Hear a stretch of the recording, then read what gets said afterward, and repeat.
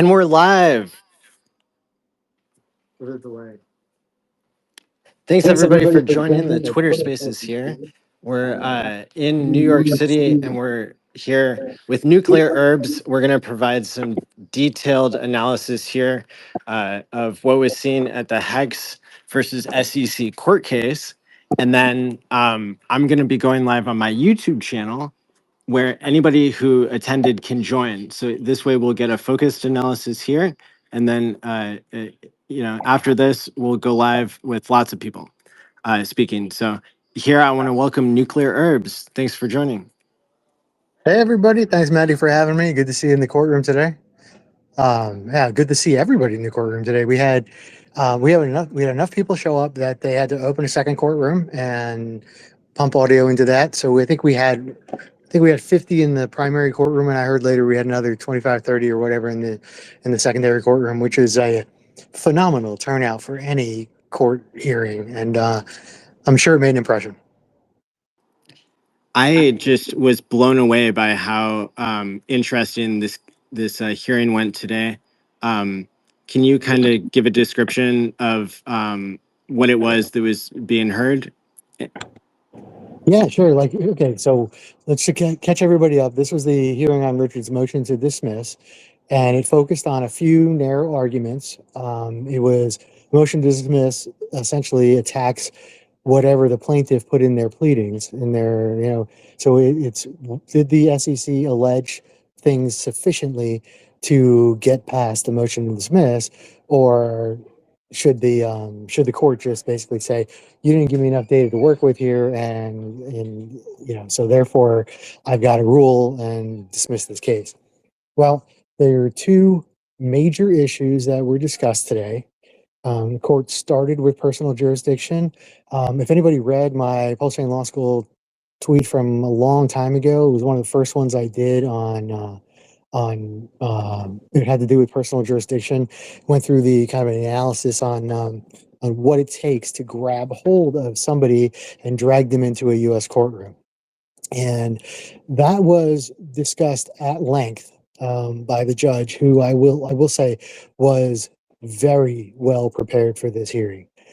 She knew exactly what their positions of the parties were. She knew what people had put in their briefings. She knew off the top of her head other cases that were cited, other cases that weren't necessarily cited. She knew the distinguishing facts between lots of different cases. And the questions that she asked were very pointed and served a very distinct purpose. It was to have the parties essentially answer her questions in a way that she could drill down and hang her hat on one ruling or another. And I thought that both parties did a decent enough job of talking about their position. I will say that I was incredibly impressed with Richard's team. My God, that is, I don't know that you could get better attorneys to argue than Mr. Liftick and Mr. Kirk, who argued the motion today. Maddie? Yeah, and we got to speak with them briefly afterwards. I know the community was really excited about that. I got to shake the hands of these incredible lawyers that were arguing the case for HEX and why why the case should be dismissed on a lack of jurisdiction. And I believe that there was something having to do with like fraud in how it relates to jurisdiction. Can you kind of explain what the two pieces of the puzzle were that were discussed today? Yeah, let me go through some of these in order, like some of the arguments that were made in order, since that's the way my notes go. So as long as I can read my handwriting, we're in good shape, but that's a 50-50 proposition at best. So they did start out with personal jurisdiction. The argument was whether or not some of the internet contacts, websites, videos that Richard made or whatever, can they establish personal jurisdiction for the purposes of a U.S. court grabbing somebody from Finland and forcing them to appear inside the United States? And that's a question that hasn't quite been answered yet, and that's what a lot of the facts today had to do with. She then went basically interrupted the and said went into the alter ego argument that the SEC had made in its complaint, and then asked them straight up, "Have you abandoned this argument?" Because the Richard's attorneys brought it up in their motion to dismiss, and the SEC didn't respond to it. So she basically asked a very pointed question: "Have you abandoned the argument that the software defendants are alter egos of Richard Hart?" And they didn't. The SEC attorney tried a couple of times to make it sound like they weren't giving up on it, but eventually she kept asking the same question, and eventually I believe that the transcript will show that he agreed that they're essentially giving that up, and they're no longer going to pursue Hex, Pulse, and Pulse Chain as alter egos of Richard Hart, which was And that's, yeah, God. that's important because that was the part that said that software could be a defendant, which seems outrageous. My read of the judge was that she didn't like that framing either, and didn't think that that would stand. Yeah, I don't think that was going to hold up later on. I think it was smart for her to focus on that originally. The purpose behind motions in general is to try to, one side makes a whole bunch of claims, and via the motion process, you tend to limit those claims so that only some of them continue on. So if somebody makes 10 claims against you and you can move to dismiss, five of them, then you only have to work and prepare for five more at trial. So that's kind of the idea behind motions to dismiss, is that you either get the case completely or partially dismissed is your goal, and then therefore you just narrow down whatever you need to continue to work on and bring to trial. So I thought the court. Yeah, yeah, and Yeah, go ahead, Mo. I was just going to say the most memorable quote that the judge had the entire time, and the hearing was what, about an hour and a half long or so, was where the judge asked the SEC, "Where does the blockchain live?" Quote, "Where Yeah, does the blockchain live?" And this was getting at the issue of the jurisdiction, which is what the basis is of whether this can be thrown out before more arguments are made. But I'm curious if you can kind of help to explain that there were some elements of fraud that were not being considered today, and there were some elements that were. And is that, how was the issue of fraud related to jurisdiction, and basically what was being included and not included in this argument, this yeah, meeting? they did get into some technical aspects as to whether or not 17A1 applied, or 2 or 3. I don't really have that at the tip of my on top of my head here. I would have to go through the transcript in order to get a little bit further into it. The issue with whether or not they can successfully allege fraud against Richard has to do with whether or not they have the right to bring the case in the first place. Does the SEC have jurisdiction over Richard himself? And does the SEC have jurisdiction over the transactions at issue? So there was a lot of discussion about, it wasn't fraud as to whether or not factually there was fraud, because that's not what we do here in motions to dismiss, but there was whether or not the SEC can advance the case beyond the initial pleadings and then continue to allege fraud. So the issue with respect to whether or not the SEC has jurisdiction, there's personal jurisdiction and subject matter jurisdiction. In order to achieve personal jurisdiction, the SEC needs to get Richard in front of the court by some reason, and that, like, did he do domestic transactions, whatever, or did he reach into the country, create contacts with did he target Americans? With respect to subject matter jurisdiction, the court really focused on whether or not there were domestic securities transactions involved, and that is a key thing that the SEC had to Yes. establish, and in order to make a claim and continue on with their fraud claims, they had to establish that they have jurisdiction over a specific transaction that took place. The SEC's argument was, hey, we had a guy in Brooklyn who says he invested in this. Well, hey, great, but that's when the court started drilling down. The question was, well, he sent money to this pulse chain sacrifice address, and the court's great. Like, where does the blockchain live? Like, where did it go? Like, where was that transaction settled? And when you get into cases like they brought up, they had a conversation about Williams and Binance today. Um, well, there was no question that those transactions were settled on U.S. servers, right? There's no there's no allegation that the SEC's made that any of these transactions occurred on a US based server or anything like that. So the question is, where did this guy send his money? Because as an American, you're allowed to send money overseas to and have it settle on a foreign server. That does not give any jurisdiction to, it by itself doesn't give jurisdiction to, the Securities and Exchange Commission from the United States. So I like that line of questioning by I the judge. I thought it showed that she really was ready for this case. Yeah, I think she had experience with one previous case that both sides were trying to relate to, the Plexicorp case. I think she was involved with that one, if I She was reading was, that correctly. she Um, was, and which, yeah, I warned everybody that in a Pulse Chain Law School article not too long ago that I think that the SEC was going to regret bringing up LexCorp because the reason why they did was because this was the only case involving personal jurisdiction that the SEC has brought in front of this particular judge that I could find where the judge ruled in favor of the SEC.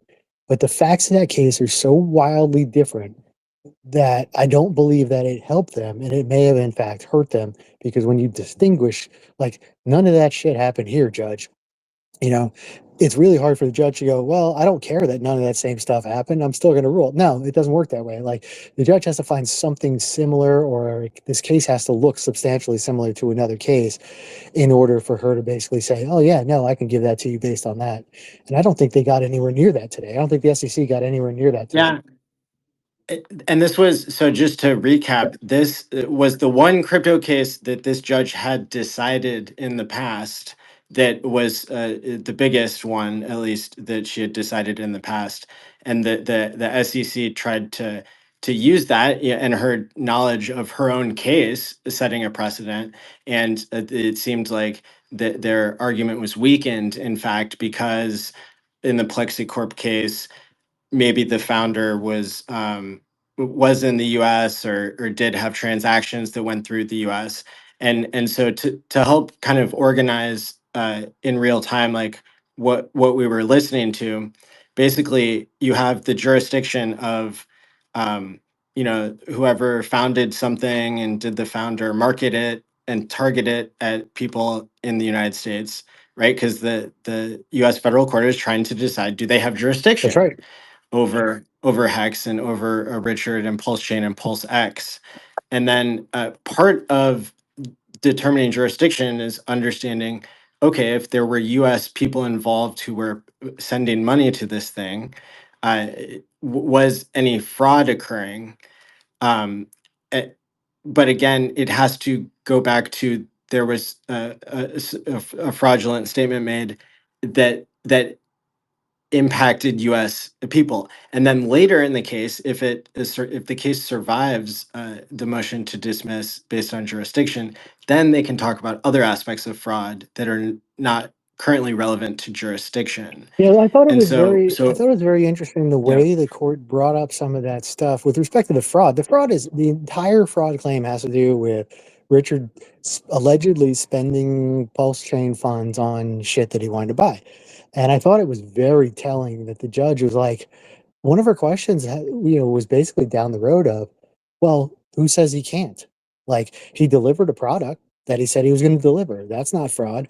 And he spent other money on stuff that You know, even if he did buy a Ferrari with it or did buy a diamond with it or whatever, like she's like, well, why can't he do that?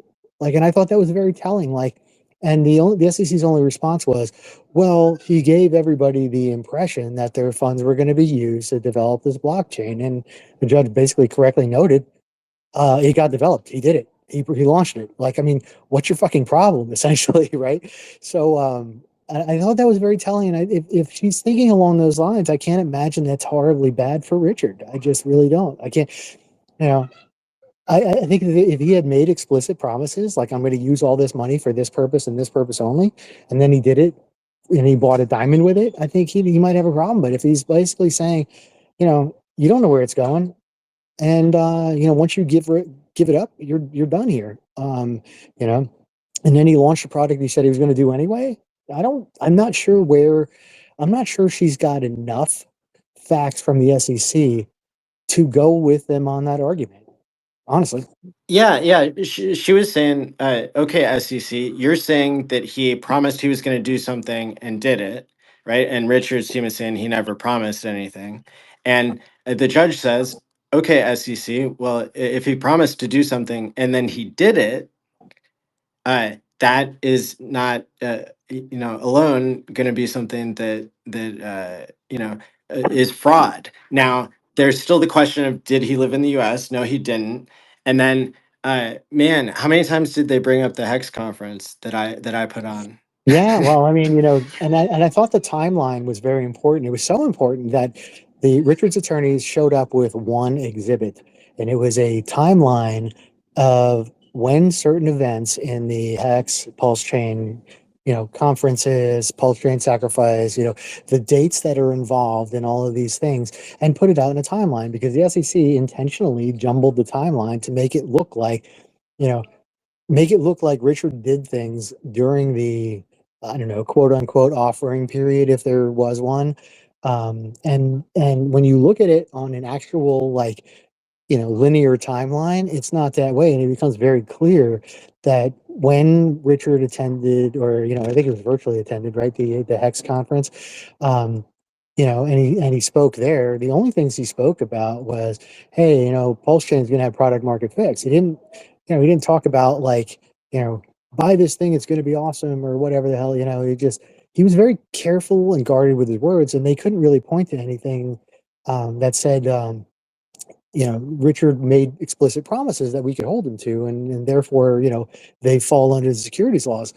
Uh, well, like I said, that was the only exhibit that Richard's team brought with them to this entire hearing. So, it's kind of important. They actually gave it. One of his lawyers handed it to me at the end of the hearing, and I gave it to SJ. So somebody at the Pulse Chain Tour is going to go home with that tomorrow, which I thought was pretty cool. We all signed it, so everybody was here. And we've got that picture pinned in the Twitter Spaces here. You can go look at it for yourself. Awesome, We awesome. took a picture of the timeline in front of the courthouse. So yeah, shout out to you as being one of the people that Richard's lawyers recognized as somebody who does a great job of providing commentary. Yeah, I got to say, I was kind of blown away because I saw Richard's team show up in the courtroom, or in the court, basically on the floor waiting for the court deputy to open the courtroom up. So I saw his team all huddled up down the hallway, and the 50 or 60 or so people that had been already in the courtroom waiting on the in the hallway outside the courtroom. So I went up and I recognized a couple of their guys, and I went up to Michael Ingram, and I just, he basically said, hey, just to let you know, all these people here are, in here in support of Richard, because they had, one of Patrick Smith asked Marco, to, pack the courtroom. So we did it for him, we definitely did it for him. And, and Mr. Ingram looked at me, and he said something like, are you nuclear herbs? And I'm like, yeah. And basically told me that, their team was reading my posts. And I'm like, holy shit. Like that's, wasn't expecting that today. So, I thought that was pretty cool. And Yeah, I was in shock when we were thinking Richard's team of 8 lawyers that were there, and they were just turning it back around on us and saying thank you guys for everything you do, and seem to be very aware of the community and how decentralized it is, and that, you know, because they're making the case that, you know, that Richard has not promised things, that this is closer to what Bitcoin was. I know I heard that come up Yep. once. I mean, and these lawyers that Richard had, it seemed like they were all sitting there, but there were two that were kind of appointed to be the speakers and to argue different pieces. And the same thing with the SEC. They had, well, they did not have eight lawyers. They had They what, were at 4 at the four? end. Yeah. Only Michael Liftick, who's the guy that appeared in front of Congress a couple of weeks ago, and David Kirk were the ones who argued. And one argued jurisdiction, and the other one argued. I can't remember exactly. I have in my notes, but either way, they Fraud. argued two different things. It was, yeah. Was it jurisdiction and fraud? Yeah, I know that. Let me find out where ML starts in my notes, because yeah, Michael Liftick did talk about fraud. Yes. Yep. Yeah. And the So, and then chronology of the complaint. Yeah.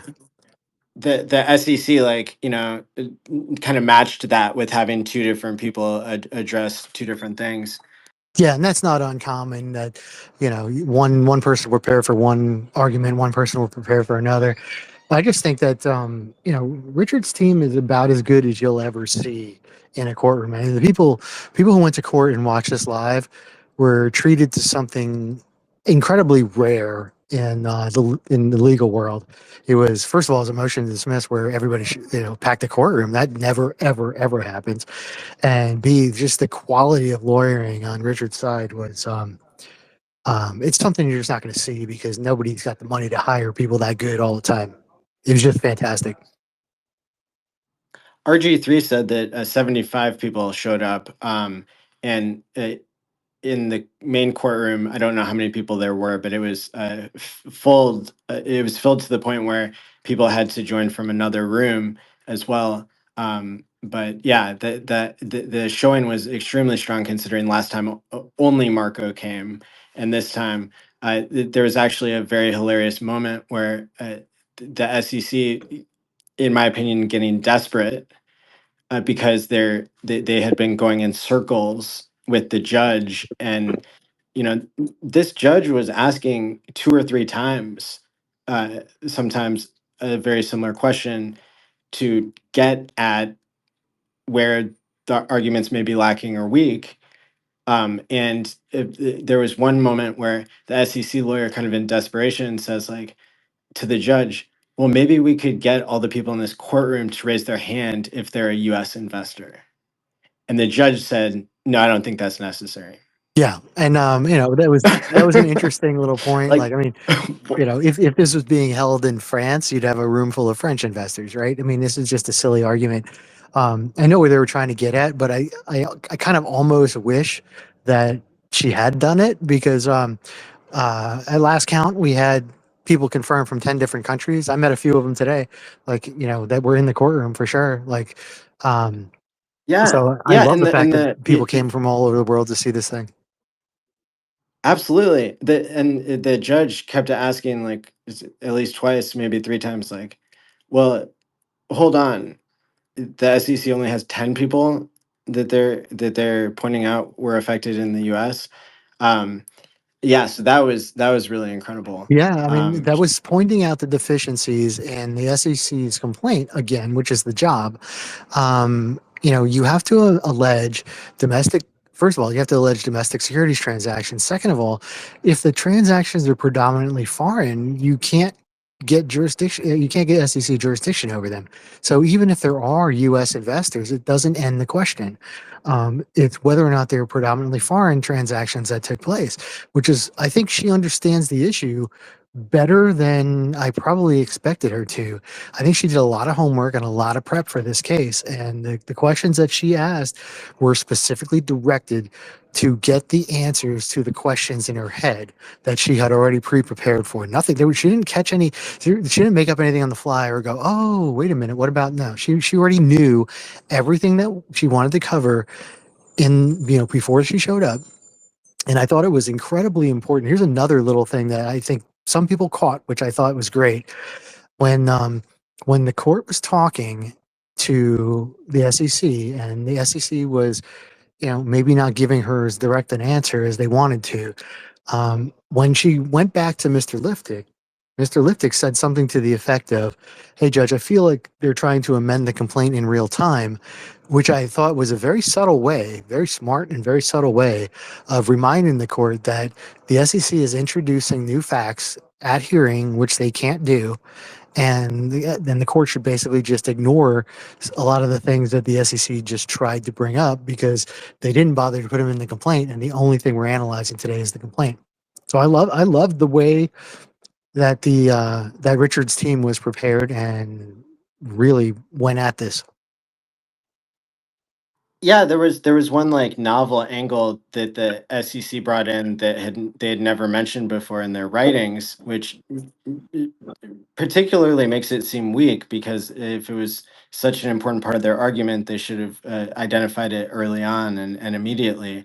But they were kind of, I think it was something about how uh, Richard had made some statement that that it was hard work creating a blockchain and it needed that basically that he was sweating getting it done and it, yeah, but then the judge like still comes back to, but it did get Right, done. right. Yeah, I think that and I've said this before, and I talked about it a little bit when I was analyzing the pleadings a few months ago. Um, Richard's team, if you look at it, if you take a timeline in this case and you look at what they brought up in their January letter saying, "Hey guys, we're going to bring a motion to dismiss in this case, and we're going to argue this, that, and the other thing." Um, and then you look at what was actually filed by them in April when they filed their motion to dismiss. It basically tracks the exact same way. It doesn't change. Like they didn't change facts. They didn't change what they wanted to argue. They basically said from step one to step two, they argued the exact same thing.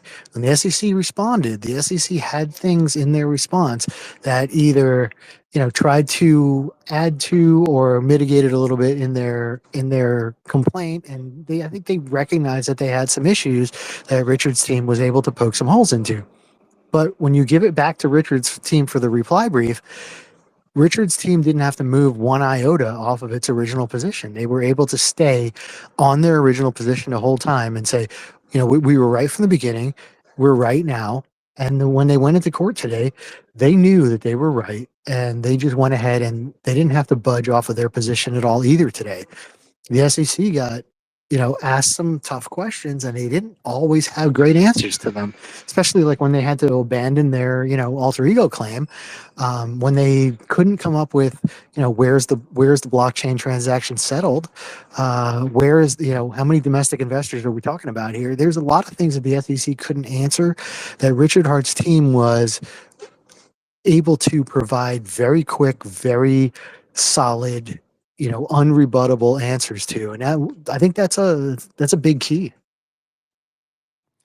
I think like a yeah, totally. And then there was this major framing that they kind of started with and continued throughout this idea of the timeline. And part of the timeline that they were establishing, also I think did made a good argument to separate hex, pulse, and pulsex. And I heard the judge basically like asking questions that might have considered how basically maybe hex you know it it basically the timeline of what the SEC was complaining about Richard, it didn't overlap at all with hex versus maybe it did or maybe it didn't for pulse and pulsex. And in particular it was the hex conference that they were talking about, that I had put on in person, and Richard hadn't. And um, do you want to comment about that Yeah, this goes separation? right back to the whole like the Richard's team was really hammering home the timeline on this. Like, the judge was stuck because the hex offering period, if you will. I mean, they dispute that there was an offering. I tend to go with Richard's team on this one. If they they have, but like let's say that eventually.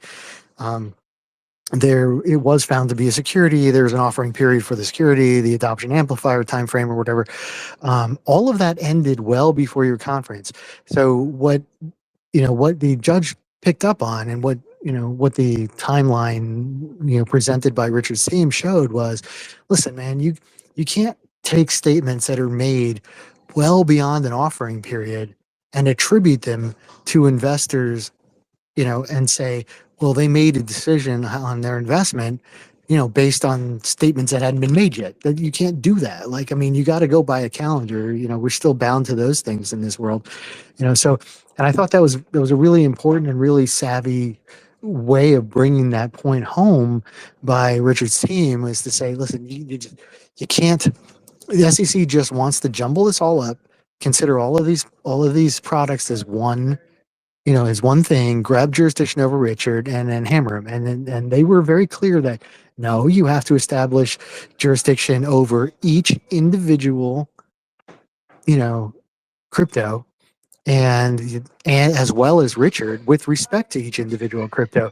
And you have to show different things for different cryptos. And if you don't get one of them, you know, that particular claim can't continue. So if the SEC didn't lay out a claim well enough for Hex to the judge's liking, then that claim could be dismissed against Hex, against Richard with respect to Hex. Even if she found later on that there was enough to maybe go forward, maybe the SEC alleged enough in the pulse chain sacrifice or whatever. But she's going to have to do this independent analysis with respect to each individual crypto and what Richard did with respect to each individual crypto. And I thought she grasped that really well. And I thought you could tell that from her questions that she understood that very well. Yeah, there was this individual breakdown of whether the timeline supported the SEC's case that fraud occurred with respect to jurisdiction, or that jurisdiction was a basis of launching or money being put into something. And so basically what we're saying is a takeaway, and I apologize for the background noise here, but the takeaway is that it might be possible that there would be that Hex would be dismissed from this case, and that Pulse and PulseX would not, or that all three could get dismissed, or you know they all continue basically. But Right. that hadn't occurred to me before, and that seems like a major thing that the whole timeline discussion was aimed at. Was basically saying, that Hex kind of has a weaker jurisdiction argument compared to Pulse and That is PulseX based true. Yeah. on the timeline that the SEC presented. And then you'll also remember that there was a comment that the SEC made about Dev Kyle, basically uh, giving a statement, uh, signing an affidavit that said something about maybe the Pulse chain or Pulse X sacrifice period was longer than most people realized, uh, and longer than the website had said in all this.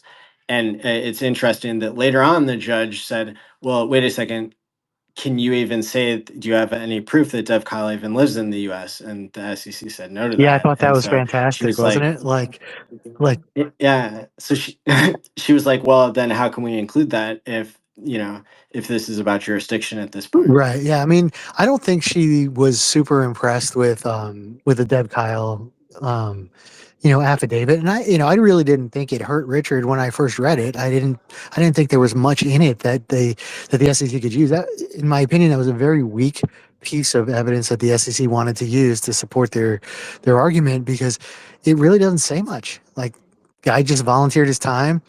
He didn't really have much information to provide. He was guessing at things sometimes, which is, I mean, you know, probably because he didn't know. I mean, and that's okay. It, I yeah. don't think he hurt Richard in any way. Um, so, and I don't think the The judge put way a that they lot were into trying it. to use the way that they were trying to use his many statements was, I think, simply on the fact that he identified maybe on chain that that basically that maybe there were still sacrifices happening later on, even when the website said the sacrifice is over. But then, yeah, it still goes back to um, all these other issues that have to all line up, even to include that. And yes, so I think that Yeah, I think Richard's team did a great, job of understanding that and trying to get the judge to understand that too. It's not like you can shut down an address, you can't shut down a 0x address, right? So the pulse chain sacrifice address, I mean, if I wanted to right now, I could send pulse to it right now, or I could send Ethereum to it right now, or whatever. I'm not going to, because it's freaking retarded. But like, you can't stop somebody, even after the day where you say don't send anything else here, you can't stop somebody from sending something else there. It's like, yeah, so you can't. Richard's lawyers compared How are you it. supposed to hold Richard Yeah, they accountable? compared it exactly, and they compared it to the court Dropbox I thought that was mailbox. actually really pretty good, because there's a court. I don't know if people know this, but there's a night drop box at every courthouse, or at least all the ones that I ever used to work at, where you can drop off pleadings, like, and you basically, they stamp them, and they self stamp, and then you throw them in the box, and then the court gets them the next day, and they know when you dropped it off. I can take my, a napkin out of this restaurant I'm in, and stamp it and throw it in the court Dropbox, and it's not going to mean anything, but like, I can do it right now. You can't stop me from doing it. So You could write 12 I words, could. and you could put some hex on it, and you could drop it in the Dropbox to the It's court, exactly right. and they wouldn't be able to stop That's that. exactly right. And so, I do not yeah. recommend doing that, because if they find you abusing the court box, it's probably some felony or something like that. So don't do it. Oh, totally. But Yeah, I would not do that yeah, either. Yeah, and please I'm just don't. saying that it is something that's, commonly done with lawyers. I mean, when courts close at 5 p.m., and sometimes you don't get done working on something until 6, 7, and you just drop it off at the courthouse before you go home. Happens every day.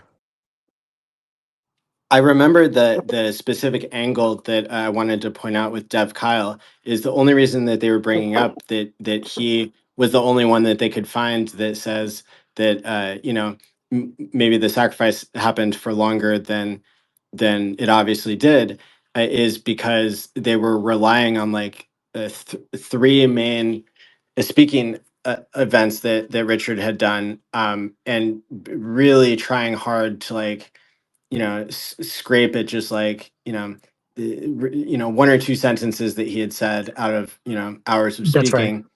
speaking, and basically to try to say, well, Dev Kyle said that the sacrifice was still going on, and Richard made some like you know some kind of weak statement about like, oh yeah, like and this could be something, this could be a great thing in the future or something, and it's Well, yeah, two but points. yeah, 2 points really quick. please. They used Dev Kyle's statement because they didn't have anything better. That's one thing everybody should realize. And the second thing about it was, this has to do with whether or not statements were made during an offering period, right? If the offering period for the sacrifice ended in August of 21, which it did, and Richard put up on his screen on the website, the sacrifice phase has ended, don't send any more shit here, blah blah blah. And yet people still did, for whatever the hell reason they wanted to. But I mean, it could have been the SEC sending it at that point, right, in order to establish jurisdiction.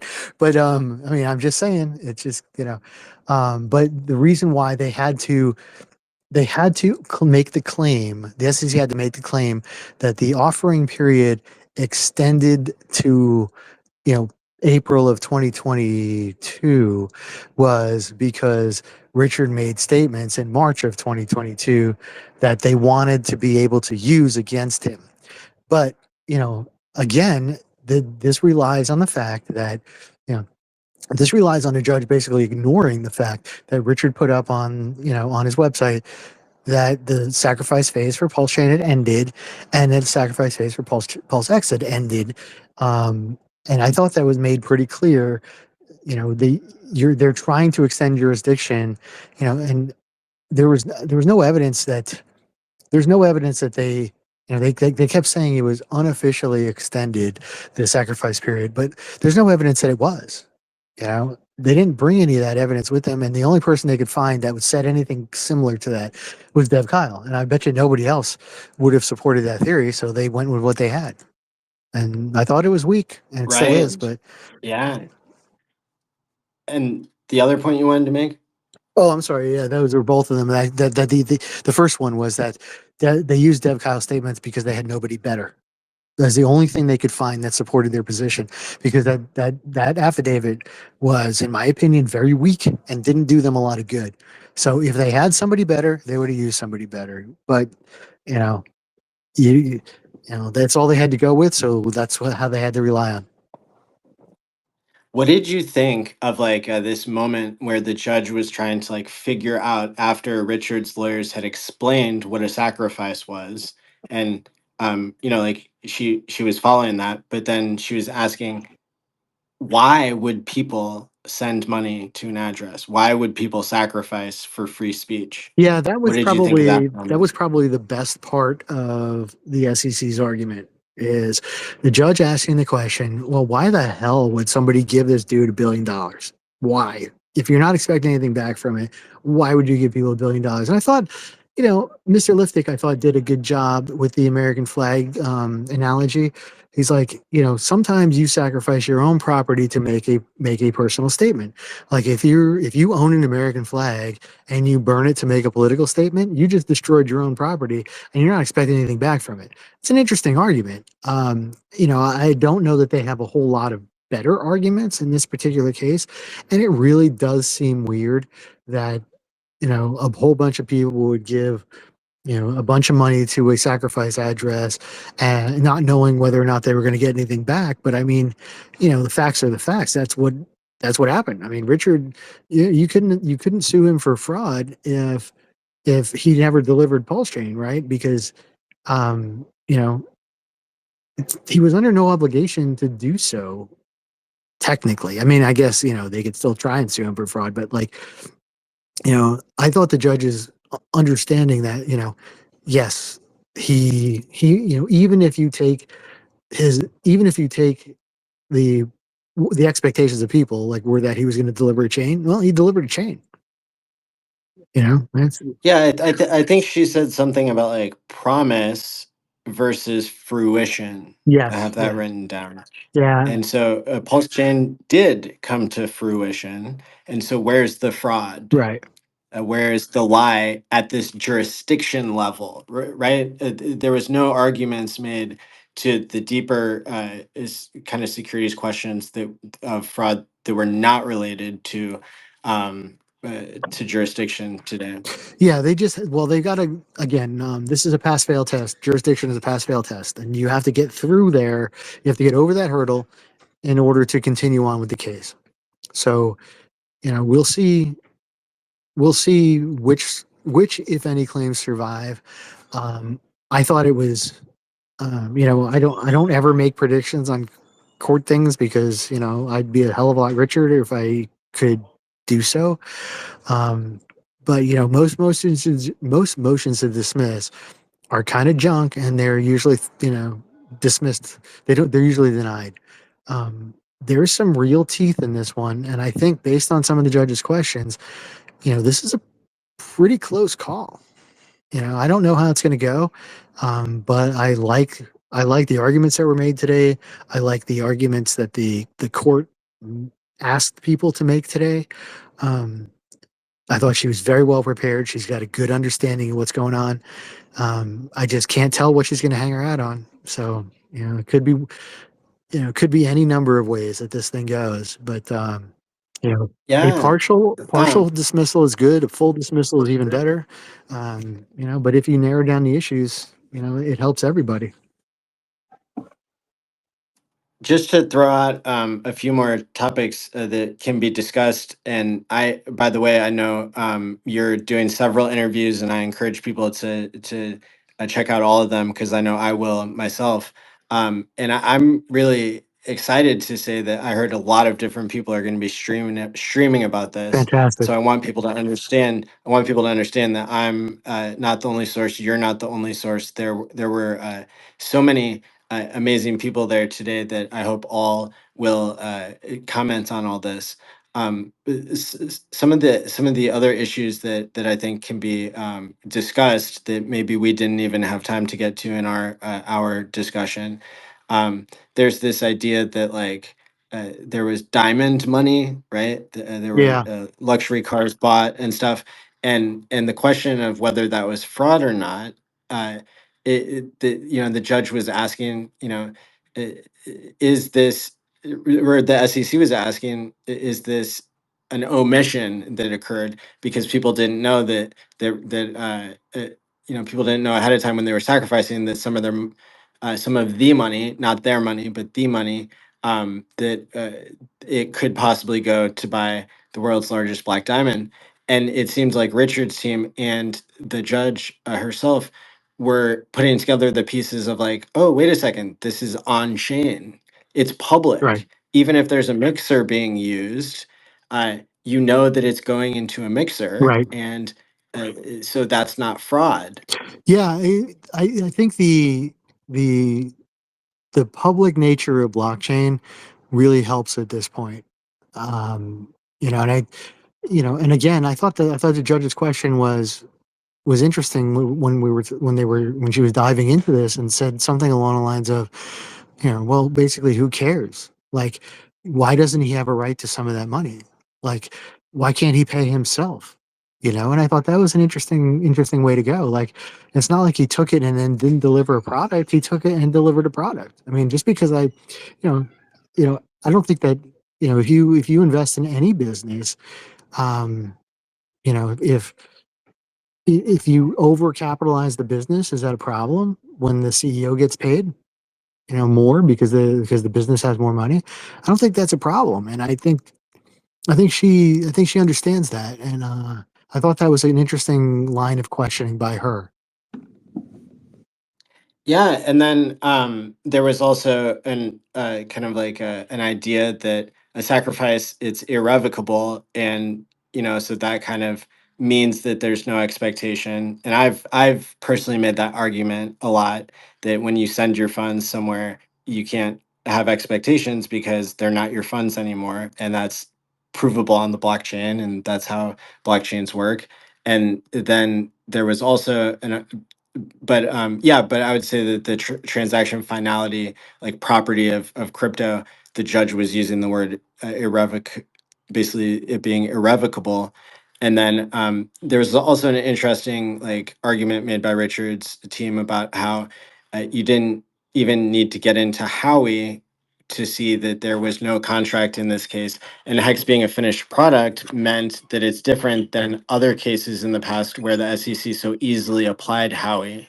Right, and in Telegram and other cases that were brought up today, there were promises to deliver, a blockchain and things like that. When Richard launched Hex, it was a completed product, and I think that's going to differentiate, a lot of that does make a difference. And I hope it resonated with the judge. I think, like I said, she really did understand the issues, and it's. I mean, what else can you ask for but a judge that shows up prepared, understands the issues, and asks the right questions? I mean, what else? What else can you ask for?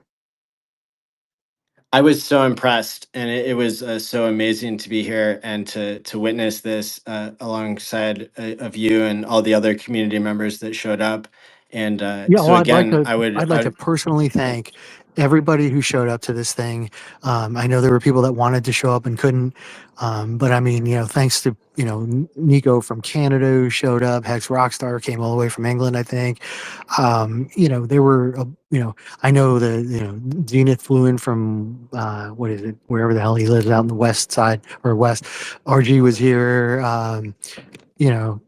Just thanks to everybody who spent the time and effort. I mean, Crypto Coffee came in from Puerto Rico. Like, just thanks to everybody who understood the importance of this and showed up and really made our presence felt. And everybody acted professionally. Everybody did the right thing. Everybody was dressed well. It was just, I think we really showed ourselves well. And that can only help. Today made me extremely proud to be in the Hex community Oh, for and sure. to be a For part sure. of Yeah, something in crypto that's not happening anywhere for else. sure. All right, Matt, I hate to say it, but I'm probably going to have to jump soon and get on a train back to Manhattan. But if you want to, if there's, you want to do a couple of questions or something like that, and see if, or, Yeah, anybody can come up and request now because Nuclear Herbs is willing to answer a couple questions here then I got to for bail. the audience. And so, yep, just request to be a speaker here, and we'll we'll be able to do that as a way to just kind of reset the room as people are requesting to be a speaker. Let me make sure that we have the settings. Okay, here. Now we're going to open it up to everybody.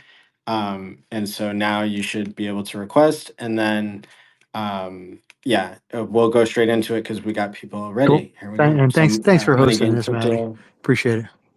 Oh, my pleasure. This is so It was great to exciting. see you in the courtroom. Um, awesome. Yeah, and so we got Hexologist and Money Gang Crypto here that popped up first on my screen. Hexo, talk to me. Hey, what's up? Hey, what's up, guys? How's it going? Doing great. Hey, you guys hear me? Okay, you guys can hear me. All right. I just wanted to say thanks for all you guys went out there. You guys are, the legends that went out there. So, you guys made me proud. Nobody's went as, clown suits or anything like that. So that's great. And, hopefully this things get dismissed. I know you probably don't want to give percentages, but what is your percentage that it just gets Oh yeah. dismissed or partial dismiss? I, I I'll I play. got I got Yeah, I got nothing to guess on there, but like I will say that this is a much closer call than I think this.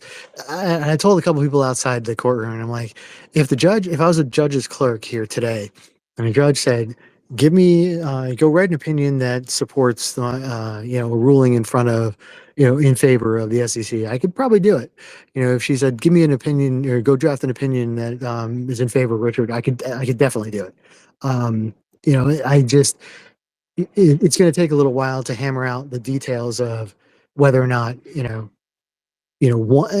each specific issue is going to survive.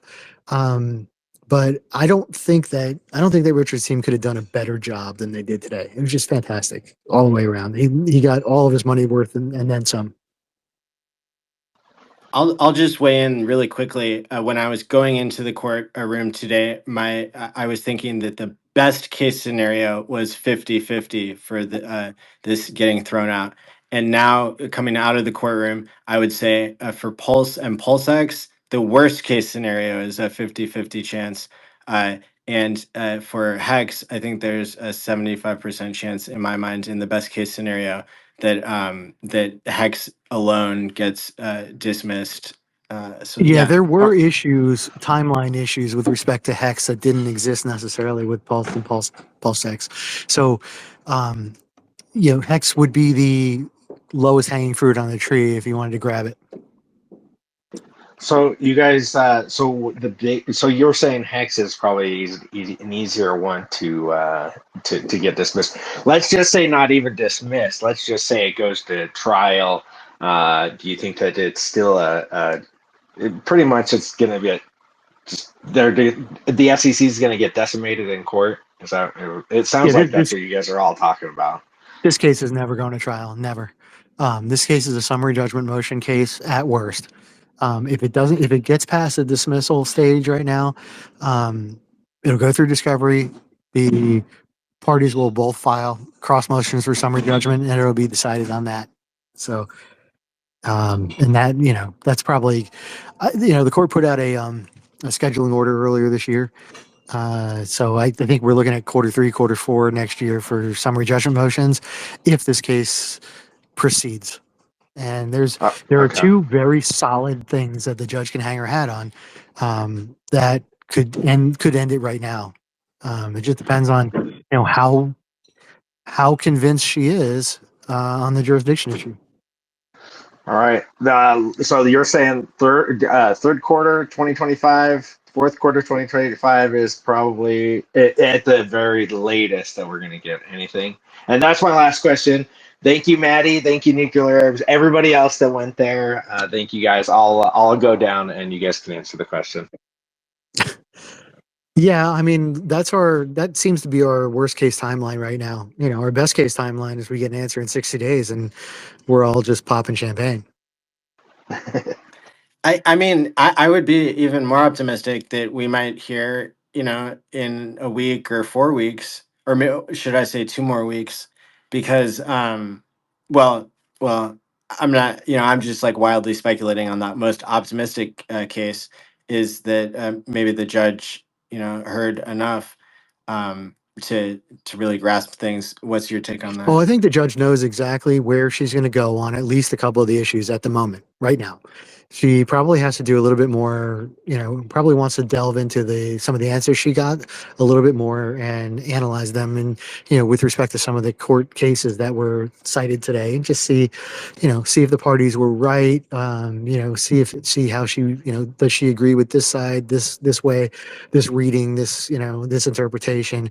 And then the reason why it takes 6 to 8 weeks or so to write an opinion like this is because it's got to be bulletproof on appeal. Courts don't write decisions necessarily for the parties; they write them for the appellate court. So that takes time. Okay. So I'm changing my answer from 2 more weeks to 2 more months. there you go. And then Money Gang Crypto. Let's get one more question with Nuclear Herbs if he can. Cool. Hi, Money Gang. How are you? Yeah, I'm well. How are you, sir? Thanks for Fantastic. NYC and doing all the stuff that you're doing. Yeah, it was just a quick one. It's only one question, really.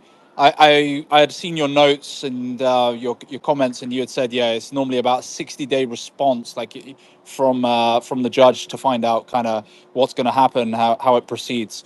But given like Christmas holidays and kind of the nature of courts and things of that nature, would that technically put us past like towards January period? Because that was kind of going through my head. I was adding up days. I was thinking, okay, that's the end of December, but then you make probably adjustments for courts being closed and stuff like that, or the holiday season. Yeah, it's true. There are things that impact it. There's always something that could impact that timeline.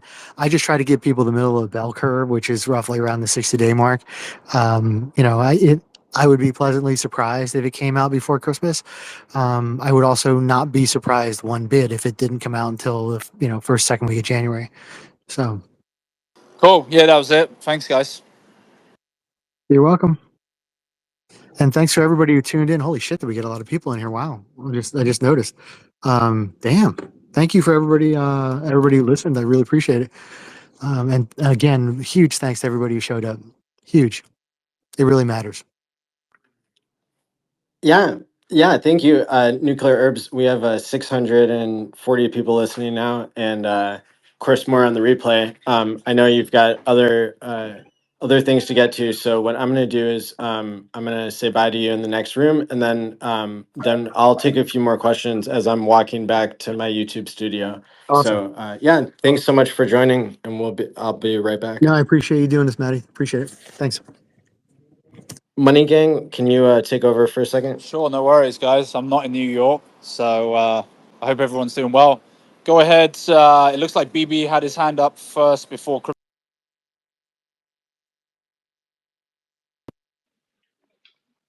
Hey guys, can you hear me? Yeah, you're coming through loud and clear. Oh, great. Yeah, I just had a question. I was just wondering how does the court date affect Richard's ability to stream. Because personally, I don't think the court date really, like the court stuff, all the legal stuff with Pulse Chain really matters in the same way that it didn't really matter with XRP. But I think the real effect is that Richard's getting gagged. You know, he's not he's not able to stream legally, I guess. So, you know, my question is when do you think he's going to be able to stream again? Like if the case does go on for another year, is he going to get gagged for the whole time that the case is on? Cool. I think Herbs has gone, but yeah, the question just so that people didn't um, know exactly was like, could he stream? Is there the potential to stream in that time frame, or is he still unable to stream at that point? Herbs, I don't know if you're around or anyone who was in the court. Feel free to give their opinion. But I would give my answer. My answer is kind of I don't think he's going to be able to stream. Hence why he's stayed on Twitter and doing his thing. Go ahead. Someone's put their hand up there. Well, the problem is, even if it gets kicked out of court in the US due to jurisdiction,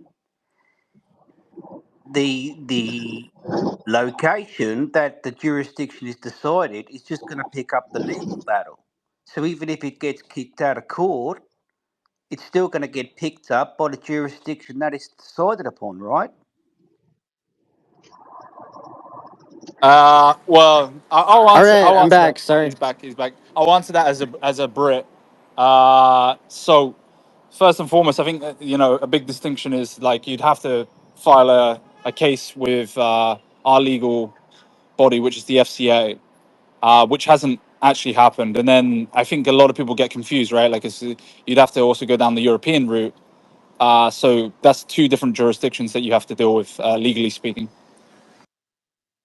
But what I'm trying to say is if the US decide that they haven't got jurisdiction, then the country that has got jurisdiction is simply going to pick up the legal case and open a case in their jurisdiction, right? Well, so it was discussed like the difference between like, well, why isn't Finland like doing anything about this? Because that's where Richard was apparently living, or according to the court documents, and so that was like a probably like a minor to a moderate piece of the argument for why Richard's team was saying, you know, we're not meeting jurisdiction for like the founder element. And I'm kind of like summarizing that in my own words, but there were like these different elements of jurisdiction. There's the element of like, where's the founder launching stuff from? There's the element of like, are people putting money into this? Are they being lied to? Are they having expectations? That's like the fraud kind of category of jurisdiction. There were some different like angles on all that. But yeah, and then can can another country come along? Well, I mean, if the SEC did such a bad job, yeah, I mean anything's possible. But this is the big dog that is getting decided. And as I said, uh, I'm much more optimistic even now, having seen these oral arguments. But the problem is, if the US decide that the Hey, jurisdiction, Maddie. Hi, I'm the so ju- sorry to interrupt, but that's actually Cleo, and I really suggest that you remove him from the speaker sorry, board. mate, It's the only reason why I jumped up here, because Cleo's that's actually a Ah, the bit, one that's that a Cleo, bit, put that's a idiot, bit Yeah, rude to bro. forward What an the interrupt, idiot. mate. complaints to the SEC, and he's That's a also bit the one that's rude to been trolling what interrupt. an super hard illiterate today. pleb. No, it's not, Cleo, take Cleo. your You meds, only bro. came Take up your here for meds, drama, Cleo. and it's not That's a the bit space for it. Illiterate, disrespectful there, mate. illiterate pleb. You're an illiterate pleb. The issue is, if the US decide they haven't got jurisdiction, then the country that has got jurisdiction is simply going to pick the case up, mate. Simply gonna beat the case up, mate. Okay, sorry about that. So we got somebody removed. We got two co-hosts appointed here. Thank you everybody for tuning in. We had Nuclear Herbs here speaking for the last hour and 15 minutes. Let me do a summary here. Oh, there's Kareem and John. Hey, you guys, we're live. We're live. So let me do a quick summary here, and then maybe I can walk with you guys. Perfect. But basically, what we heard from Nuclear Herbs, I got to get my notes out here. Basically, there was a case made to like create a separation Oh, between the motion to dismiss on HEX versus Pulse Chain and Pulse X because of the timeline, and then so a lot of Richard's team's arguments always kept coming back to the timeline that the SEC had presented too weak of an argument, and they were distinguishing, and the judge was asking like, should we be distinguishing between Hex, kind of having a be, it was a finished product, so and then there were no statements that Richard had made that the SEC was trying to claim was fraud relating to the timeline of Hex, because they were focusing on the Hex conference in person that I had put on. They were focusing on PulseCon. They were focusing on the Miami event. And so it's kind of interesting. We have Kareem here, who was in Miami when Richard was visiting and doing the Fresh and Fit podcast. You have myself, who was putting on the conference, the Hex conference. And so we've got some representation here in our speakers for this timeline that you're seeing. Now, I was going to say, maybe if we can start walking, Yeah. and maybe you can have your phone out and be logged into your Twitter spaces so that Okay. you show up as your own speaker person. And now, Katie, thanks for tuning in. Do you have a question or comment? I have no questions. Nuclear did an awesome job like usual. Yeah, well, thank you so much for reporting on this, being half a world away and always there. Thanks for showing up, and to the 75 other people that did, or 79, however many it was, to represent our community, and the people that traveled from outside of the US, because at the end of the day, I think that shows a lot of like commitment from our community. And we aren't just US based, like it's far from it. If you look at our global map for like the validators, you can see we're like a fully global community. And the lawyers and everybody else, they really do watch our community. Like everybody has always watched our community. So like what you say on Twitter holds a lot of value, and I think people need to remember that. So yeah. BB, you have your hand up. Feel free to go. Hey guys. Yeah, look, I just joined the Pulse Chain community um, about 5 months ago. Oh no, 12 months ago. Welcome to the So party. all this is thanks, man.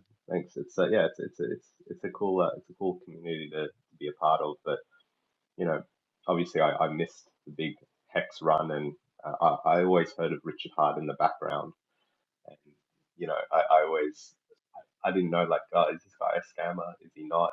But you know, I just like the community. I like the principles, so I went in pretty hard a year ago. But I've been following this case, and I just wanted to get everyone's opinion because personally, I don't really think the case matters at all to the future of Pulse Chain. I don't think it whatever comes of it. I don't think it matters in the same way it didn't matter for XRP. They were obsessed with the court case, and then when that was resolved, it still didn't matter. I love But what I do I think, love your take that you just said. That's really cool that you're somebody who's joined in recent months, and you like the community and you think we're different than XRP, and we're not only counting on the court case. We're not counting on a middleman uh, or a government body to tell us what we're doing. exactly, yeah. And I guess where I'm coming from is I think like where the case does affect Pulse Chain is that Richard's gagged. He can't talk, he can't stream, and that's that's his Well, greatest I mean, strength, right? Is his marketing. I'm glad you bring that up because So it became so clear why Richard isn't YouTubing when I was in there, and they were bringing up one sentence that he had said the last three major appearances he had done to the community. And so it's clear that this was a fundamental part of the SEC strategy, was to use his YouTube content, not even his content, my content. Mm.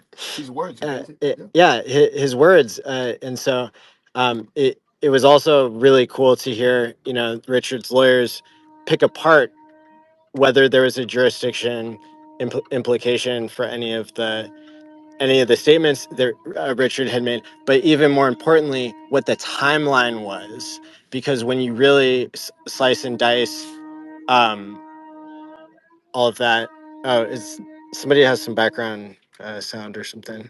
Um, Sorry, that's me. okay. My unit's getting renovated upstairs. It's a Oh, nightmare. yeah. Just mute when you're not talking. But yeah, yeah. So basically, what we're saying is, if Richard made a statement that the SEC thinks like was telling people, "Hey, you should sacrifice," which I don't think it was that that necessarily, but basically the idea is that he would have had to say that, whatever the SEC is worried about him saying, he would have had to say that before or during the sacrifice, not after it.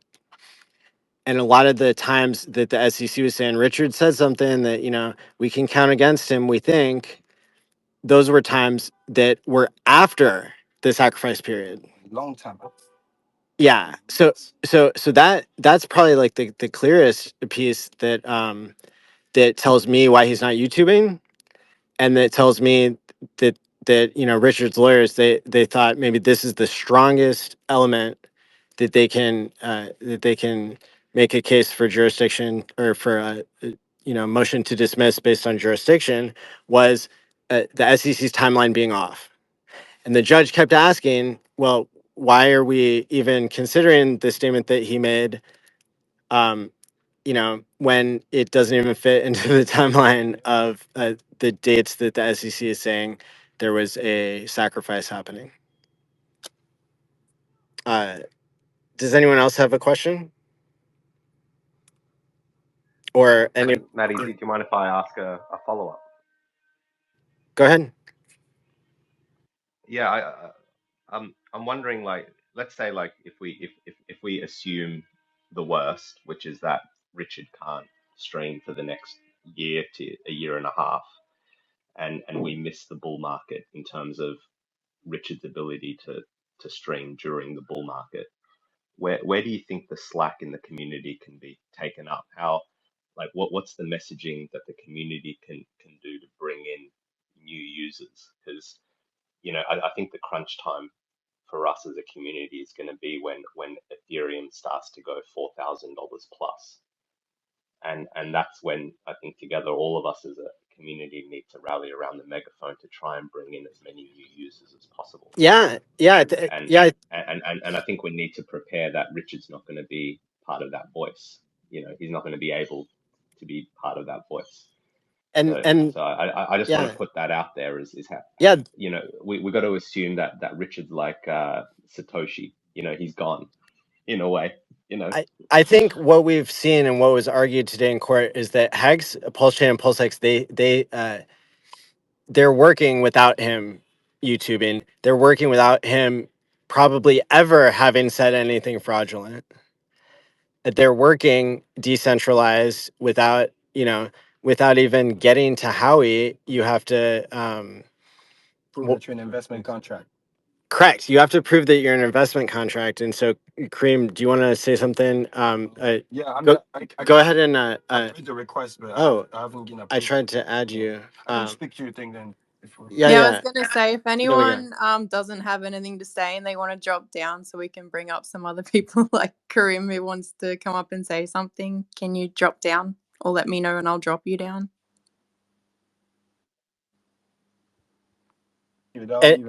And if we can focus on people who are you know who have attended, probably to be speakers primarily, and then people who have questions as well. And we have our co-hosts here from representing all different areas of the world, so I love that.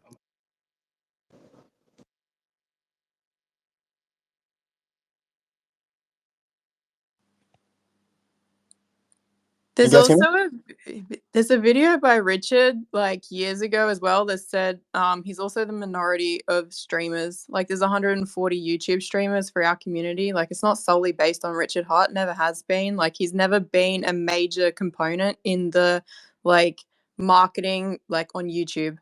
Like he is literally the minority. But it's awesome that he's still on Twitter and being active. Like the community looks to him regularly, but he has and always will be the minority.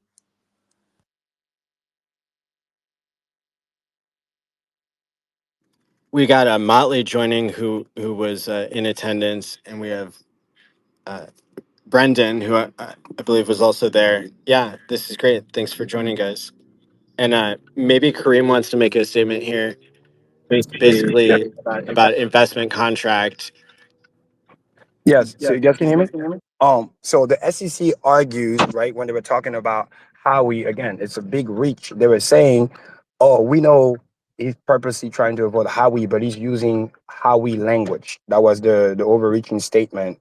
And our counsel, really good as who they are, rebuke that by simply saying, before we even start talking about how like all of those other cases and all those other blockchain cases, you got to first prove that you are jurisdiction in the sense that you got to be an investment contract.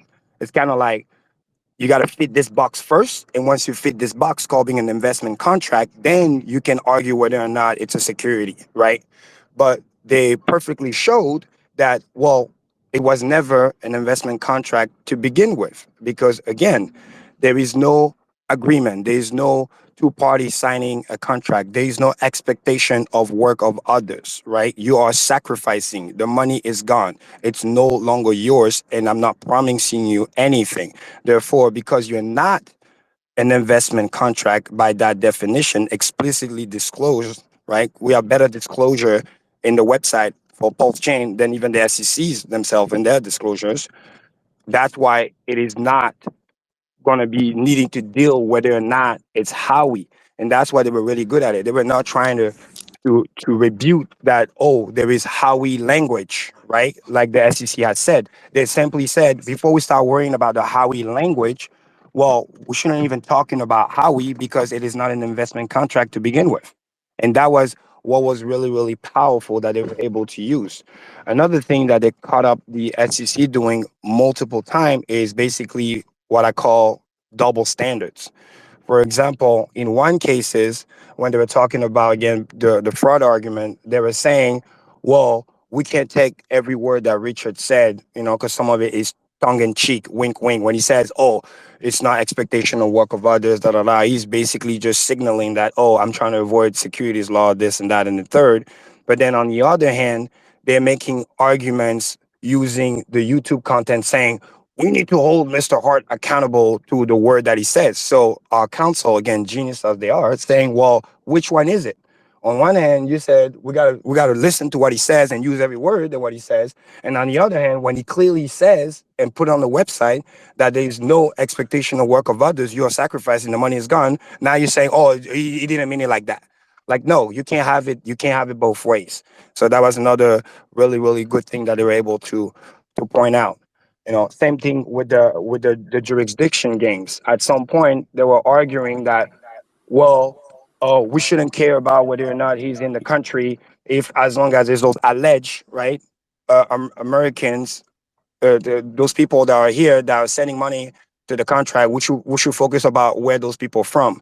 And there's many cases where the SEC itself argue the for example the Ripple case and other cases, they were very happy when they were worrying more about the jurisdiction of the person itself, meaning those people being from America, right? Being listed on Coinbase, all those things that prove that okay, they are in the United States. Therefore, we should worry about where the issuer is located.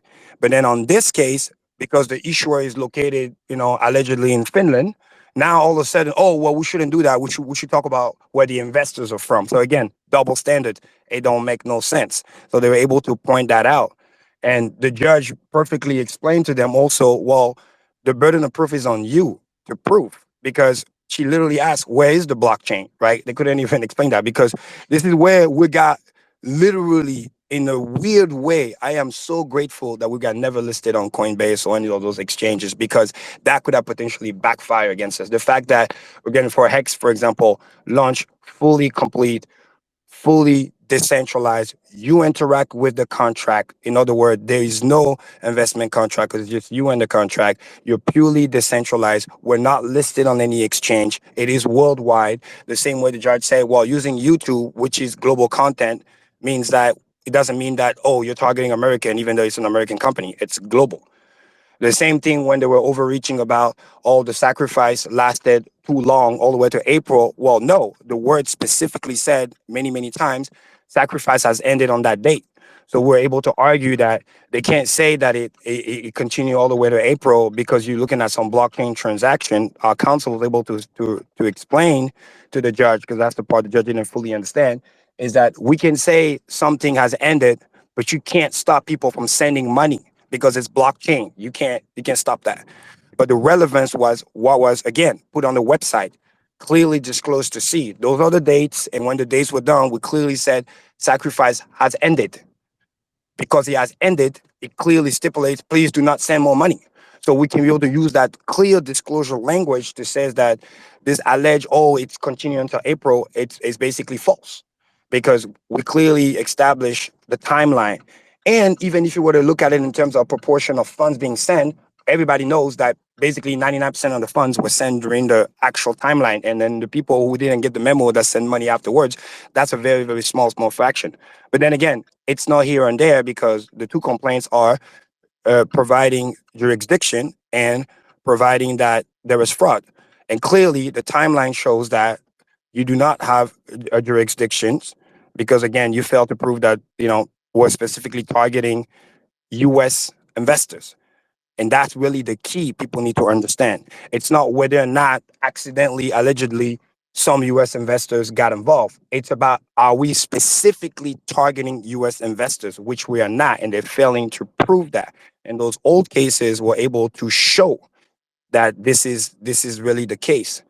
Same thing with the fraud, right? You can't prove a negative. It's like saying to somebody, well, I never send you money. And then you say, Kareem, prove to me that you never send me money. Well, I never send you money. It's just that simple. So when they were arguing that, oh, there is fraud because they use some language to kind of deceive investor, no, he clearly said it's a sacrifice. When you're sacrificing, the money is gone.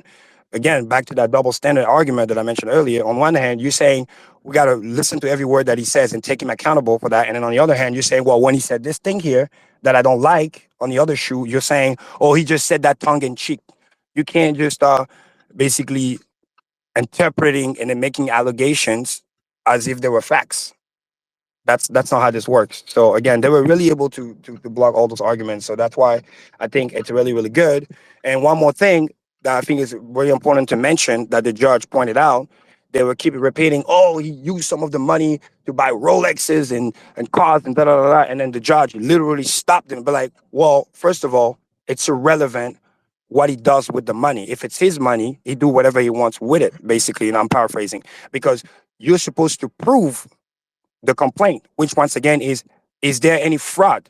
Not whatever he did with the money. And exactly, but fraud is lying. So if there is no lie and there's clearly stipulation that clearly says you're sacrificing, the money is gone, it goes there, and he never said, quote unquote, the money will never be used for other things. You can then come back and say, well, it's fraud, he's lying. Again, back in, again, trying to prove a negative. So that's why that argument was able to be shut down once again. Whether the money is used for XYZ is irrelevant. There is no fraud. People were told you're sacrificing, the money is gone. There's no expectation of work of others. There is no expectation of you getting something from that money. That money is gone. Whatever happens to it, it's gone. It's like you went to a vacuum, imagine like a donation, it's gone. And the moment that happened, you no longer have ownership of that money. You no longer have expectation or control of that money. So whatever that money end up doing later on is irrelevant to, once again, the complaint. You're in court to prove things. And the two major complaints, once again, were the jurisdiction and the fraud, which they both failed to explain and prove. And like the counsel famously said, that was so cool. Yeah, he got a cool line. Says, Your Honor, there is literally no meat on the bone. I mean, I'm not even sure there is a bone. I mean, people almost wanted to laugh. That was so cool. It was trolling them live. That was so good. The judge did ask, what's the purpose of sending money to the sacrifice wallet? And the lawyer basically said that even though, there's no expectations in the process of sending money through the blockchain, you're making a statement. Yep. Just like when they burned books, just like any other situation, by sending this transaction, you're making a statement for freedom of speech and freedom of movement and stuff like that. So you're basically that, because the judge was really in favor actually of our case, but and she was really hammering down the SEC because they were jumbling around, stuttering, not stuttering, but kind of like the whole time. Making So stuff up as yeah, they but go. at one point she goes, faces our lawyers and says, "Hey, what's the deal with sending all this money? I mean, isn't there some kind of expectations? Like still, like what's the point? Why is everybody sending so much money?" Well, it's because we're making a statement. We don't have to, you know, insinuate anything else from that point. So that was Exactly. important. That was Yep. very Very well said. And again, it is our legal right. It is our money. We chose to do whatever we want with our money, and that's really what this was basically all about. Not trying to say, oh, the money wasn't using for X, Y, and Z. It's just hitting it right from the get go. You do not have jurisdiction and you cannot prove that there is fraud here. Everything else after that is irrelevant. It's like trying to talk about steps, hey, well, step A is like, well, you don't have a case. And this is the reason why we are at this stage about the motion of dismiss. And this is why they perfectly wasn't trying to justify too many reasons. Oh, why is the money going here and this, that, and chain analysis? Because we can also do that. Because we can also prove that it's not because money is sent to an exchange, right? For example, I can have money, then send it to an exchange, and then I ended up buying something. You still can't prove that I used that money. I could have already money in my own account. I could have used that money. How do you know that the money that I used was the money from the blockchain? You still can't prove that. Well, we don't even need to go all the way there because right from the get-go, once again, what are the complaints is you do not have jurisdiction, and you cannot prove that there is fraud here. And they were basically also showing that the SEC was literally making stuff up as they go because the judge also said at some point, well, you're making this argument now, but it wasn't in your original complaint. And I was like, oh yeah, Your Honor, we just basically just thought about that right now. Like that's crazy. Like they were very unprepared. But I mean, it's not here or there, but they really hammered the key points because again, that's what it is in court. Is if you complain about something, right? If you complain about A, you can't talk about B. Like it don't make sense. You can't use argument for B to justify the complaint that is A. Yeah. The rule is that if you're broadcasting globally, right? Even if some Americans receive the message, that's not illegal. You don't have to attempt to restrict all IP addresses in the American jurisdiction.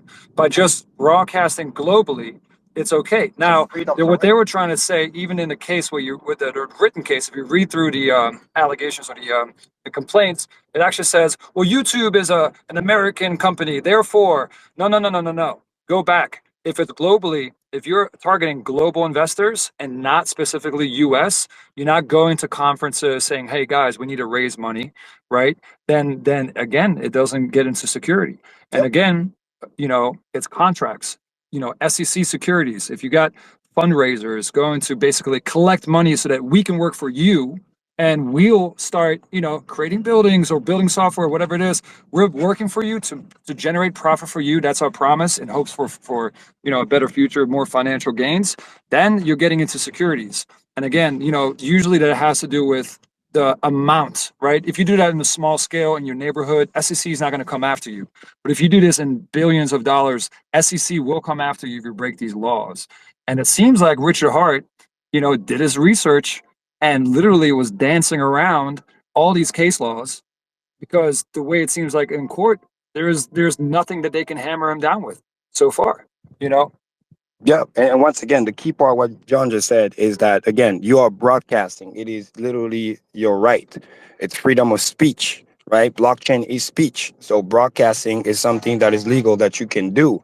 And another cool thing, once again, back to the jurisdiction, not only you have the freedom to broadcast, but you're not even broadcasting from the United States. That's another cool thing too. So they can't even use that.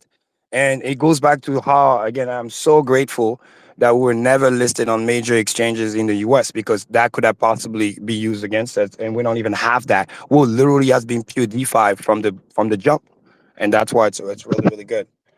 So yeah, that pretty much wraps up. And if anybody has any question, please go ahead.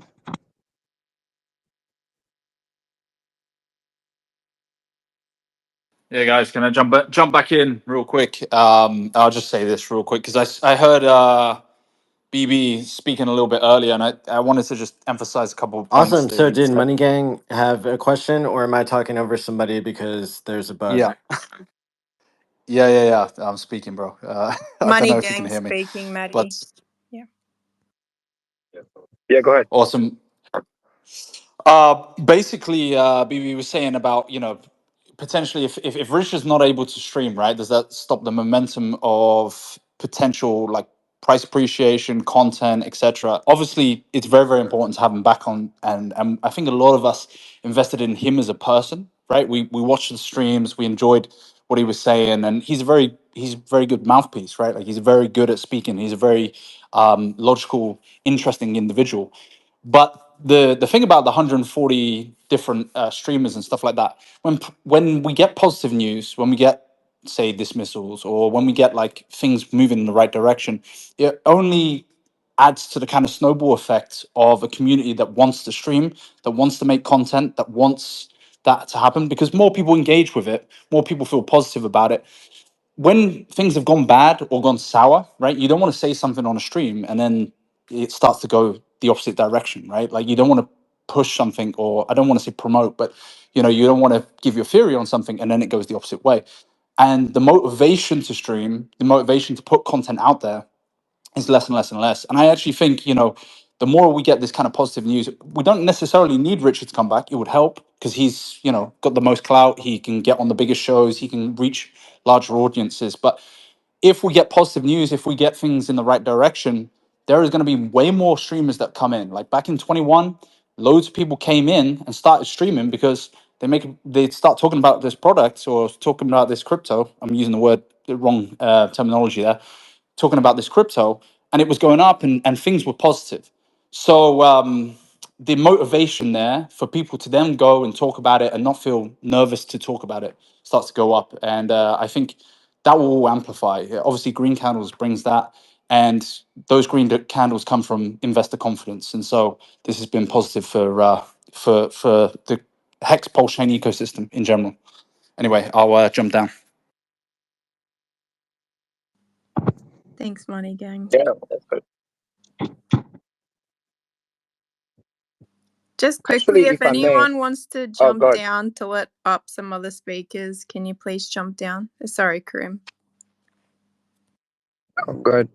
Actually, to double down a little bit what Money Gang just said, I would even argue that to some degree, because I watch a lot of people, grow, people that if it wasn't for Richard, good or bad, not streaming, I know some streamer who have told me they probably wouldn't even have started to stream. So it's almost like indirectly in disguise, it turned into be a blessings, because if people feel, well, Rich is streaming, everybody's gonna watch Rich, then quote unquote, my voice don't matter, which is a fallacy because everybody's voice matters. So the fact that he wasn't able to stream, for obvious reason that we all know, it created that vacuum that other people were able to come in and fill. People that thought that, wow, streaming is hard, and then it's like, bro, just turn on the microphone and just speak, trying to tell the truth, do your best, do your research, and then just do the best you can. Spread the love, talk about the thing that you love.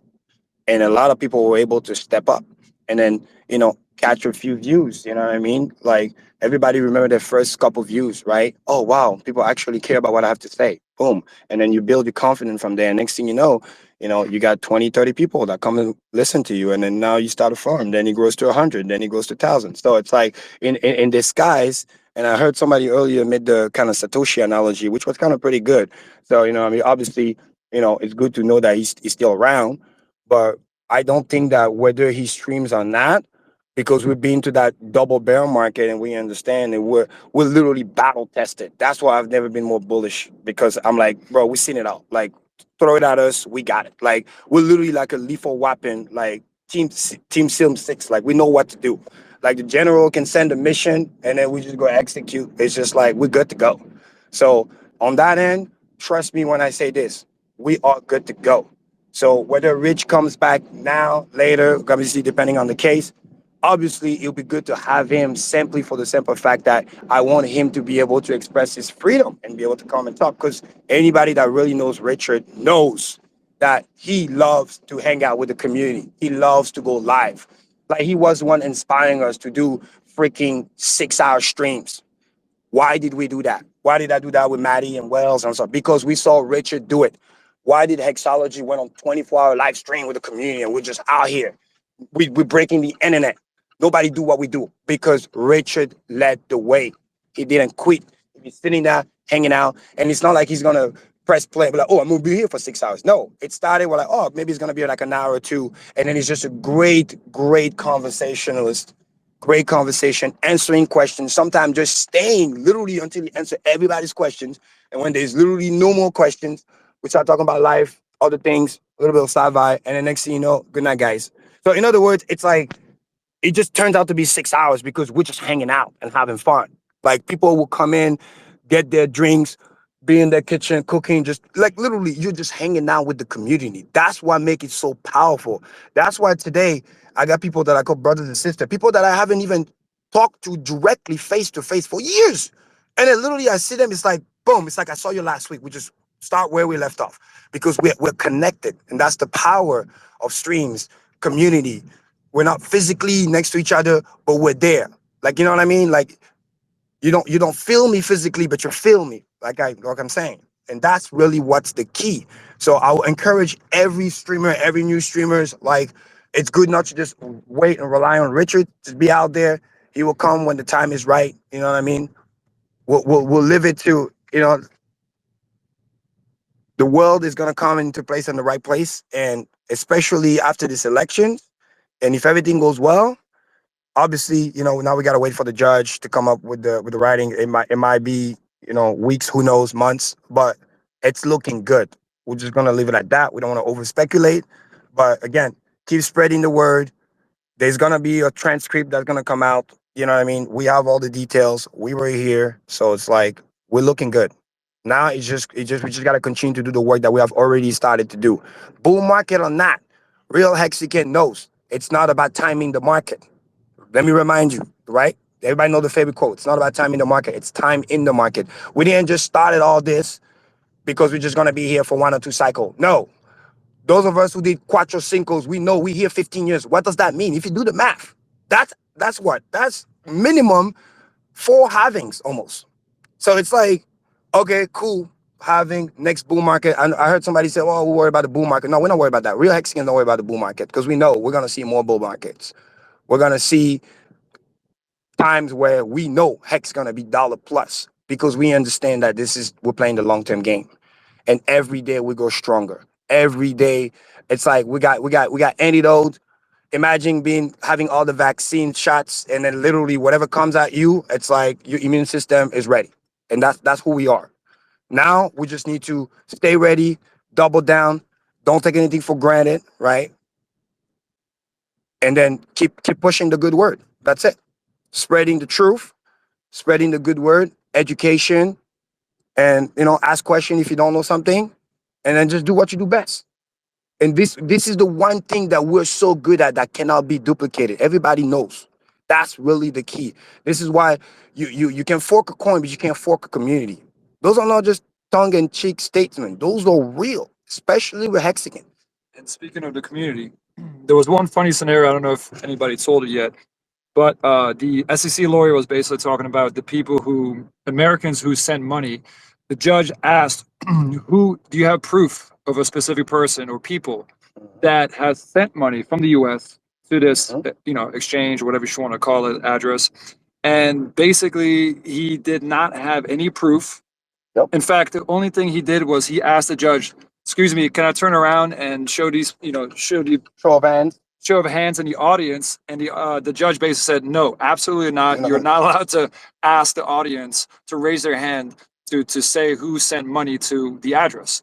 So again, the judge was being extremely fair and really just pointing out that the SEC was just fumbling the ball the whole time Yeah. with not real, like, just changing the goalpost, or trying to use fraud in SEC scenarios or SEC and fraud scenarios. I mean, it's just They were literally freeballing. I mean, again, I've been in sales for so many years. I can tell when somebody's just freestyling. They were literally, and the reason why she also say no is because it was like absolutely no. You need to respect the court. I mean, this is crazy. You're just gonna show of hands. Like it's like telling people, show hey, come here, and then oh yeah, come and vote, and then don't have an ID. Like what? Like people can easily lie. It's like, okay, what if I am or not? And I go, okay, let me just raise my hands or not raise my hands. Like, what if I have people in the audience that are planted there it's your just to job. come in? Like it's crazy. Your job as a lawyer in front of the judge, Respect. federal judge, Yeah. you have to bring proof. Proof. You got to bring proof to your complaints. Show of hands, no And if proof. not, then just get the complaint out the window and stop bothering us. That's the whole thing. So don't do that. I have a quick question, if I could. Go ahead. Yeah, is this brings up an interesting point. Was there any sense, and I know I'm asking you guys to do a little maybe mind reading here, that the audience was pro the community and not victims? And was there any sense of there's 44,500 plus signatures waiting on the Pulse petition? Did you guys have that feeling or no? Well, yeah, I mean, because first of all, we oversaturated that place. That was crazy. I mean, literally, there was like 75 plus of us, and some of us was in a separate room because where we were standing at was already crowded, 60, and everybody was obviously very, very respectful and everything. But like the sentiment and the judge could see and feel it, and that's why she was so fair because like those guys are serious. They came all the way here from all across the world, right, to defend this. We're not victims. We know what we're doing. We know what we sacrifice for. Nobody was saying like, "Oh my God, we're some victim. Please help us." Like none. Like because Yeah, if I trust me, if that was the case, the SC would have brought those people and stop being, "Oh, Well, there's victims in the audience." They if didn't care. I Yep. yeah, I Go would ahead. say if I had to speculate as to why the lawyers asked the community to show up, might have been more related to like seeing if the judge could give us a timely answer versus like the case of jurisdiction wasn't decided by whether people were going to show up there or not.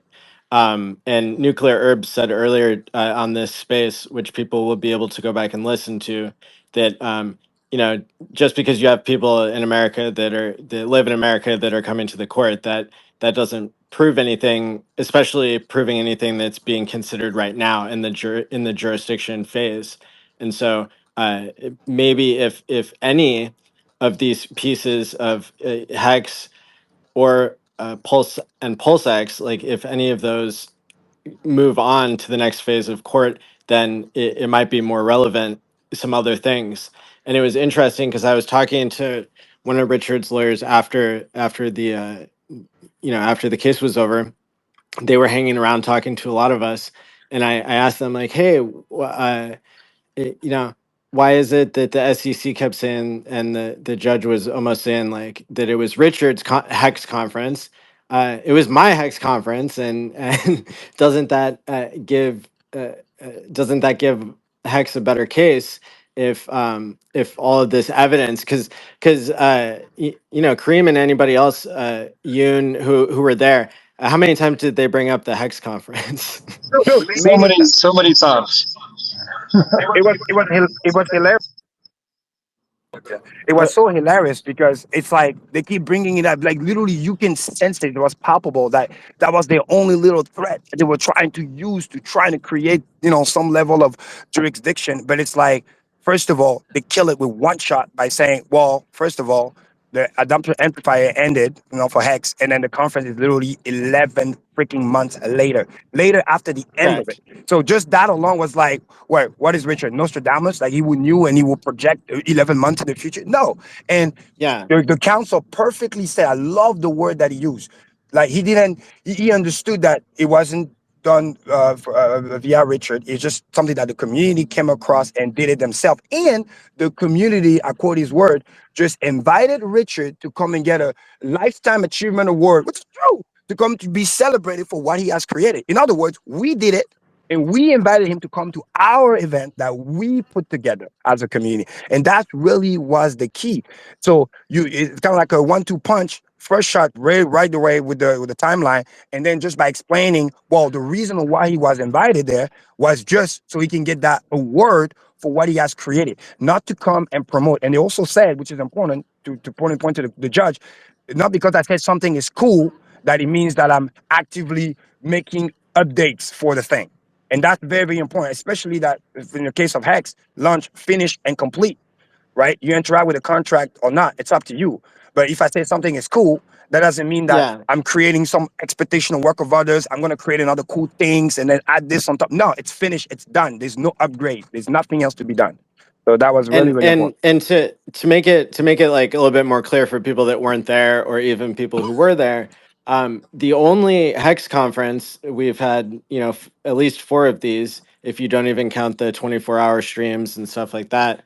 But the only hex conference that they were referencing now was the one that I put on in Las Vegas, right? Because Las Vegas is in the United States.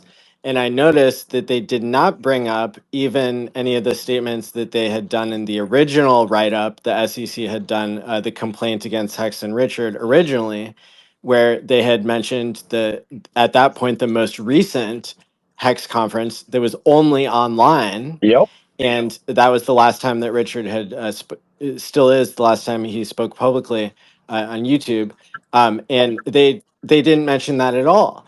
Yep. And it's because in this stage of the court case, not everything gets addressed. It's only things that can relate back to jurisdiction to see if Exactly. it needs to get thrown out.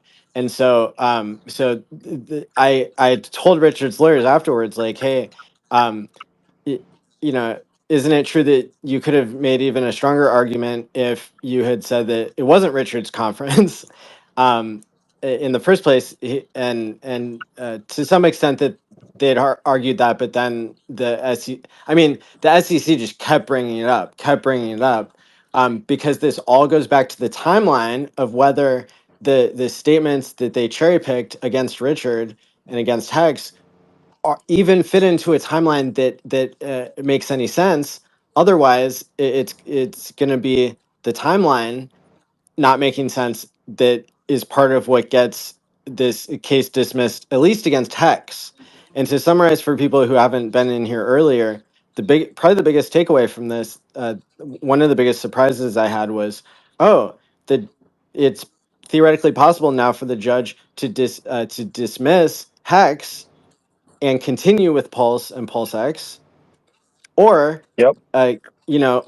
dismiss all three, or uh, not dismiss any of What them. about But I what? hadn't What realized about that that argument that software, a piece of software that's immutable, cannot be a person that they could be made sued? that. Yeah, Okay. but yeah, so there were all these different angles that the SEC was trying, and they were going through like all this case law back and forth, How the about the oral time arguments, machine and argument that the point in time when he bought the diamonds and all that was 6 months or so before he ever did the sacrifice? Did that get mentioned or?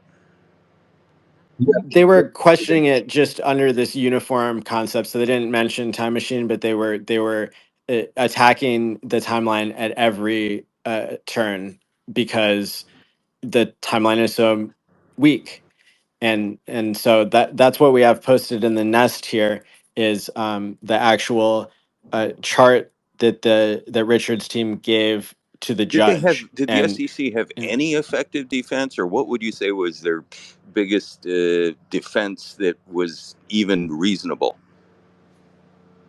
Well, literally, if you, I'm trying my best to be as objective as possible. Literally, that's what the comment was that went viral. Was, I mean, literally, he says, "Your Honor, there's no meat on the bone." I'm not even sure if there is a bone because one of the biggest stretch that they were trying to use by saying, "Oh, sacrifice phase ended here," but then people keep donating or depositing money until April, basically like months later, even though clearly on the website it says it has ended. But let's just pretend, and then that's what the council used. Let's even pretend for 2 seconds, allegedly, that we use the new timeline that the SEC is trying to use. Well, clearly, the event that is talking about like oh buying this and Rolex and blah blah blah and diamonds, it's like well it still happened literally 6 months after. And once again, we're going back to what is the actual complaint. This is where the ST was trying to freeball to appeal, kind of like a little bit of socialism, but the judge just shut that down real quick. It's like, wait a minute. If the guy clearly disclosed and tells you this is a sacrifice and there is no fraud because that's what you're arguing, well, that's it. I don't need to hear anything else. I don't need to hear about what the money is being used for and this and that, trying to appeal to be like, because they would literally they made a comment about saying they compare it to like Jean Valjean for those who know, and like, oh, Your Honor, it's not like we're taking bread here. Like it's a lot of money, and it's like, whoa, where are you going with this? Because at the end of the day, you came here arguing for fraud. If there is no fraud and people are sacrificing, doesn't matter how much it is, he do whatever he wants with the money. So if 6 months later, right, after people already sacrificed with no expectation of work of others, whatever that money end up doing 6 months later had nothing to do with nobody's business. Oh my God. And the judge, that was crazy. And the judge even said at the end, kind of tongue in cheek laughing, but like ultimately, right, the product got delivered, right? And it's working, right? It's like, yeah, Your Honor, you're absolutely right. The counsel was just like, yeah. So even in the most extreme of the cases, it's like literally, what are we arguing about? Like nobody got defrauded. See, Yeah. this is Like, what Let I me was let worried me yeah, go ahead, about Mike. when I. let me Uh, answer before we move on. Let me Yeah, answer what I think the SEC's best case was, or the kind of the weakest part of Richard's team. Having a clear motion to dismiss that the judge is going to pick up on, and yeah. But before I give that, I'm just going to say there was a moment where the judge was questioning the SEC's arguments, and she was saying, well, this could be game over for your case. If I think that's when she was talking about where does the blockchain live and how trying to connect the exactly. dots again Yep, for jurisdiction. But I would say that the one thing that the judge was asking that maybe uh, she kept coming back to because she still was waiting to see if there were any good arguments is why would people sacrifice if they weren't expecting anything, basically, was one. And the second is was just kind of at the end there was this discussion about um whether Howie, whether you even are allowed to ask about the four legs of Howie, because, and Richard's team was arguing, maybe you can't even start asking the four legs of Howie because there's no contract. And I exactly. thought that No this was investment really contract. interesting because the judge was picking up that like all of the other cases in crypto that are supposed to set a precedent and that set a precedent in the SEC's favor were not finished products when they launched, did not have a Exactly. founder that was doing things like Richard did, and so, but I think the judge and the SEC and Richard's team, they were all struggling with this gap in the past cases, because there were cases that were decided that were being leaned on by the SEC, that yeah, this is a security, and they're not deciding that yet, but that's relevant in disqualifying the case from going forward based on jurisdiction. So it's like they had to draw a line back to jurisdiction for everything. They weren't saying, basically like other elements of the case that'll be decided in if it goes forward, because everything had to draw back to jurisdiction Well, in this I'm case. And so curious if this point was made at all, which was that two things can be true at the same time, and you could have hoped for a good outcome, but without expectations, and at the same time been damn certain of your support for the first and second the freedom of assembly and freedom of speech, and that was immutably carved into nodes all over the damn world, almost exporting our First Amendment to other countries because we're there forever. And if you ever look at the Ether scan, it even says, sacrifice, and those nodes will keep that forever on both chains, actually, even on the Pulse chain. So I could actually want that. And Exactly. as a matter of fact, if you had said to me as a sacrificer, hey, put your money in, and there's a good chance you'll win in this blockchain, but also you're supporting Adolf Hitler, I would have said, fuck no. And so would have most people. So I think two things can be true at the same time. And I hope that gets made clear because that was the main point of the petition. When I was working on that thing, it took me almost a month to get everything lined up. But that was what the one of the main things that 44,500 plus people said. So I hope that. Exactly. Thank you so much. I want to point out that Danny is the one who wrote the Pulse Well, I'm not looking petition for Oh, anything nice. from that Matt. was I'm not trying to raise my hand and say it was me, but yes, thank you. Yeah. yeah, but I'm Yeah, exactly. recognizing that you were very helpful and all that, and so I want to thank you as somebody in the community who really appreciates when Nice. people Good are stuff. volunteering. I Hey, just Manny, want real to quick, I just want to emphasize this is very important. Goes back to, again, the genius of Richard Hart because he made sure Hey Kareem, that. Yeah. I'm gonna try to hand over the room. Okay. Let's just keep this going and have if you and Katie want to run it. I have to I have a streak of 205 weeks where I've made a video, so I'm No, it gonna makes duck sense. out and make a video for like 10 minutes, and you guys can certainly keep going Thank you, if that's buddy. okay. Thank you. Yeah, no, that makes sense. Yeah, thank you. And then, but put Katie as the main because at some point, we're gonna go to dinner soon, so I might have to hop out at some point. 'Cause it's gonna be too loud. But I'm here for Uh-huh. now. I was going to say you might Um, want to put and somebody else up as the main because when my mum says she wants to go, then I got to go and okay. help her. Okay, great. Yeah, thanks. So Claz is we'll in see if we can get the somebody. listener section, and she's an Australian. She's a good representative, and she's just good for the community and super like Oh, that'd be great. unbiased and Yeah, really let's chill Right. chick. let's get Claz up here or Yeah. Brasology. Anybody who has experience, or Buck. Anybody who has experience. Dylan running spaces, and I would encourage everybody to follow the people who are on stage that have been contributing here to the discussion. And thanks everybody for doing that. Thanks for putting me Nice. as co-host, Maddie. I'm just gonna drop down so you can add Claz or someone. And thanks everyone that attended. You guys are all awesome. And I know Nuclear's not in here at the moment, and I'll DM him, but he really is like a massive asset to our community. So yeah, thanks everyone. Absolutely. Yeah, so the quick point I want to make real quick before I hop off is that, again, it goes back to the genius of Richard Hart to make sure there is no ambiguity, the clear language. I remember back in the day, people complain about, oh my God, there's so much disclosure that's going to scare people, and da da da, and people are not going to want to invest or whatever, whatever, which is like, no, it's there for a reason. So that way, SEC can't try to play those games because that's what, sometimes lawyers trying to do. They trying to take what you said and trying to flip it and then trying to create an other interpretation. Oh, well, he said this, but that's not what he meant. Is that, like I was saying earlier with the double standard, where it's like, on one hand, they want to use Richard's word for word. And on the other hand, they'll be like, well, he said this, yes, but that's not what he meant. Like, how do you know what he meant? He clearly, so the strong language, the strong disclosure literally is what ended up, quote unquote, saving us as a whole. So I really want to point that out.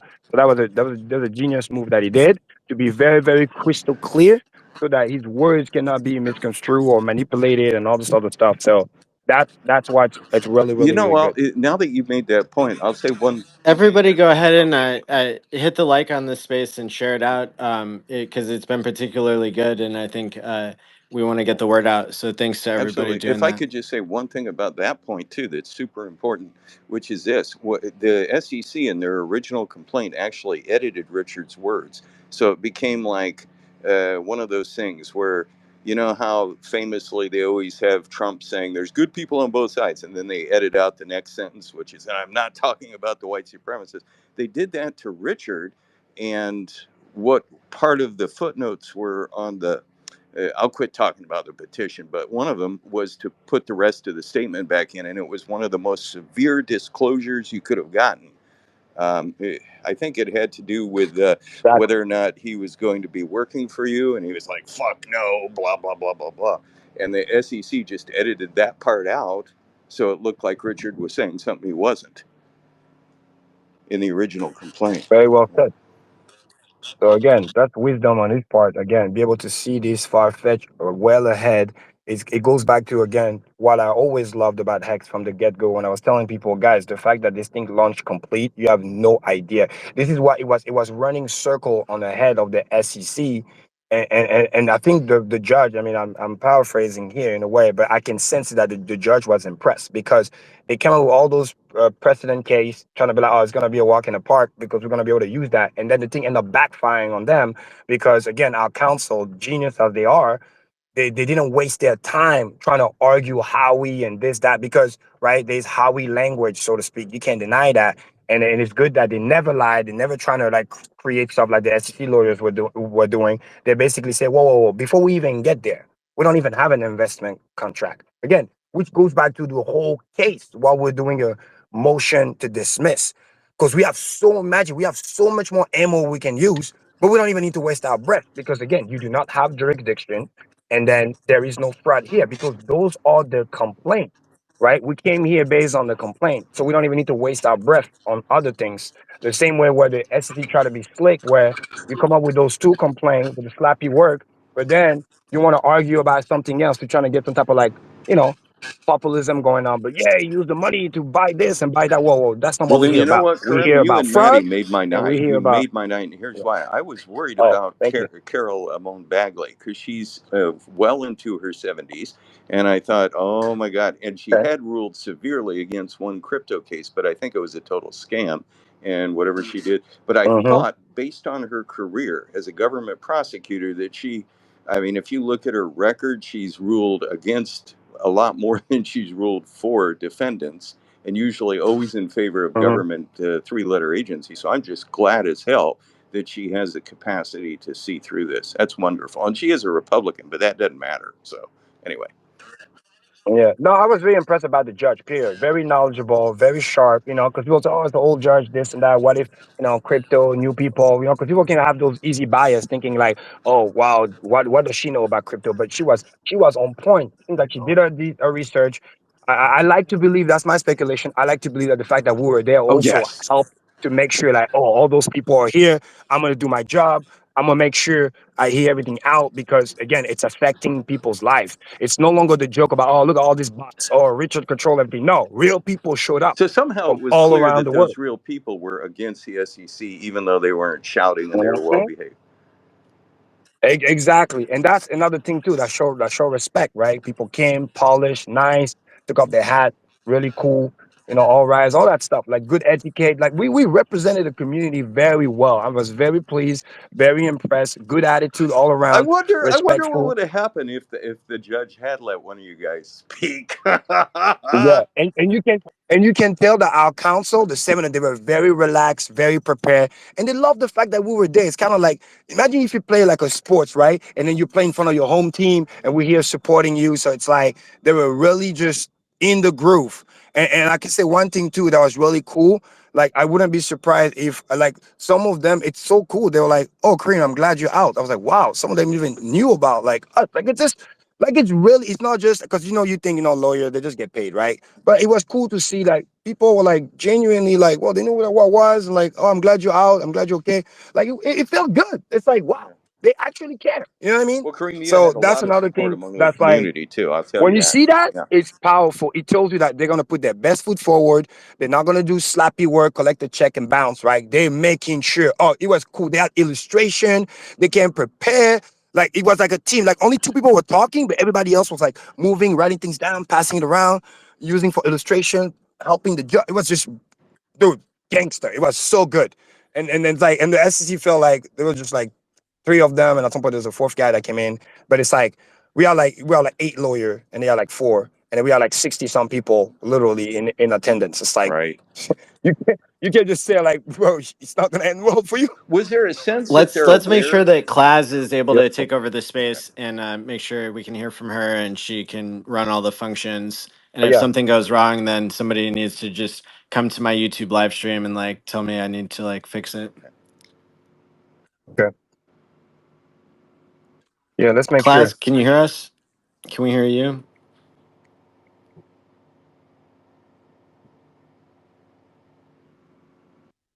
Is the person a speaker or not yet? So apparently they have no victims. Class, if you're trying to talk, you might have to quit and restart, because I can't hear you, and I don't know if anybody else can. Then it might be a bug on my end.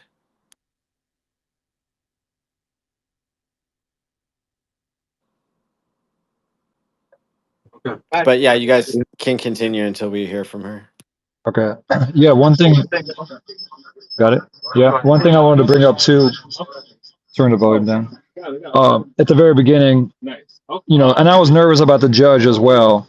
I didn't know if the judge is going to start hammering us down. But basically, what the judge was at the first one of the first questions the judge was asking is basically, what's the deal with this alter ego? Are you dropping the case? Are you dropping the complaint about the alter ego? Because the SEC was claiming that Hex, Pulse Chain, and Pulse X is basically that software is an alter ego for Richard Hart. So she was getting annoyed because they weren't being direct about that either. And so right off the bat, it kind of seemed like we were gaining I won't say favor, but she was already basically annoyed by the SEC and their claims that, everything that they were making. So I think she was able to read through that and be extremely fair. And, I was worried that, hey, there's a federal judge, she might be on the side of, getting money allocated more to the government, but there was nothing like that at all. So, right off the bat, she basically, said, hey, question the whole alter ego thing. They basically, again, stumbled on their words, said, yeah, we're not really going to pursue that right now. And, going to kind of drop that. So after that, their whole point again is that the Howey test, is this security, but even if it is this within the jurisdiction, right? So even if they were saying some illegal things or some things that break the Howey test, if there is nothing to do with the US at all, they're still in the clear. You can raise $1 billion in Croatia, right? Use it breaking all kind of Howey tests, but you're not within US residents, so you're basically free. So not only did we clear the Howey test and all that stuff, we also cleared the jurisdiction, in my opinion, Well, because you there know was what? That nothing is really they can beautiful. hammer down. That The is only beautiful because thing that the judge was I was like, oh shoot, what is she going to say? Is basically the sacrifice wallet, and what do people expect from sacrificing? see, So that's something that might try to pry into and say, what are they insinuating by using a sacrifice, by getting airdrops and stuff like that? But again, if it's not within the jurisdiction, then it's fine. It doesn't matter. well, And at the end of the day, you got to remember you this. could This be a is U.S. citizen and send a transaction from your address in the United States to somewhere. But if that somewhere is the blockchain, the question comes back again, where is the blockchain? Nobody could answer, where is the blockchain? The well at server the is at the not end. in the United States. The bank is not in the United States. It's not like there's an address that says, hey, send it over to New York. We're going to take this money, this funding, and then we're going to start doing X, Y, and Z with it. That's not the case. The money literally got Exactly. sent to And an address. It was had a purpose, which you could argue is a good purpose. If you use your money to spend money on advertising, on buying, an Irish flag, well, then you're basically supporting, whatever it is you're doing, right? You're supporting that, not only buying it, but you're supporting that through that speech. So in this case, again, we're saying, hey, we're using the blockchain, we're using DeFi. We're saying this is worth $1 billion or $2 billion. That's our freedom of speech to say so, and to be expecting money from it or any kind of profits. That's not really a strong case to get, even if Richard Hart was winking, wink, wink. You might get something at the end. So those are some really important Well, points, and again, can I very say confident that if I things will if I, go well. We're still waiting to hear what the judge is going to do as far as either dismissing it or continuing on with this case. But well, I have one thought, at which the end is of the this. day, This I is New mean, York. At the Richard end of the day, basically did a lot of things right. For example, at the end, um, touting how great Hex is, that's, again, you're allowed to do that. You're allowed to talk about a software, to talk about how good it is. It's not like he's saying, hey, this is what we're going to do for you. As you remember, many times Richard says, I don't work for you. That's why he said that. Now he can talk about how great Hex is, what he thinks might happen, right? I know I have friends that work in very, very high tier one trading, and they are not allowed to say what the product, like what to expect from their trading product. They can only talk about the history and maybe some opinions about what they think, could happen. But, my friend is works in tier one trading, and she basically can only say our company has provided 100% returns historically per month. That's what she can say. She You know cannot what? say That's how anything about Richard. you That's can exact. expect Yeah. 500, 200% a year or etc. She cannot say that, but she can say, things to avoid. And she does what she does. She avoids the SEC as well. They have never been sued by the SEC because they avoided it. Well, you And know something. so That's exactly what Richard this did. is what Exactly. Richard's been Like, doing, yeah. which is good. So again, it was very good. Another point I want to bring up as well was the contracts when, as Kareem said, that basically bonds, stocks, anything to do with funding with contracts is potentially a security. But when you talk about crypto, there is no contract between people. Well, SEC brought up a case about uh, that there has been some cases where without contracts, they've still gotten sued by the SEC successfully. But that is because of, let's say, Telegram had a scenario where they used a contract and provided some level of expectations of getting profit from that crypto. So some crypto has been involved with SECs and stuff like that, but it goes deeper than that. It's not simply just because of the crypto itself. It's because Telegram in this scenario provided a crypto that they created a contract and provided expectations. And at that point, they became a security. So it's really important to distinguish everything and to look deeply into every single case because, if they can't latch, if they And John, they I'm in have New York, jurisdiction but if they too. It's can't important to latch mention that. onto anything specific, whether it's case law or whether it's the law itself, then they can't grip onto anything. They can't find anything. And so far, that's basically been, the verdict of this whole scenario. Well, I don't know if you Let's guys see. can hear me. Is anything else? Which way? This way. Can anybody hear me? Let's see. So I wrote I think notes for this Yoon whole can't thing, hear and I can anybody share with else. people as well. But we're I basically think walking in Yoon is Times having a Square, so bug. it's not it's not the quietest place to talk. Yeah, but that was great analysis. So thank you. Yeah, you're welcome. So let's make sure Brissology is connected, and then we'll take it from there.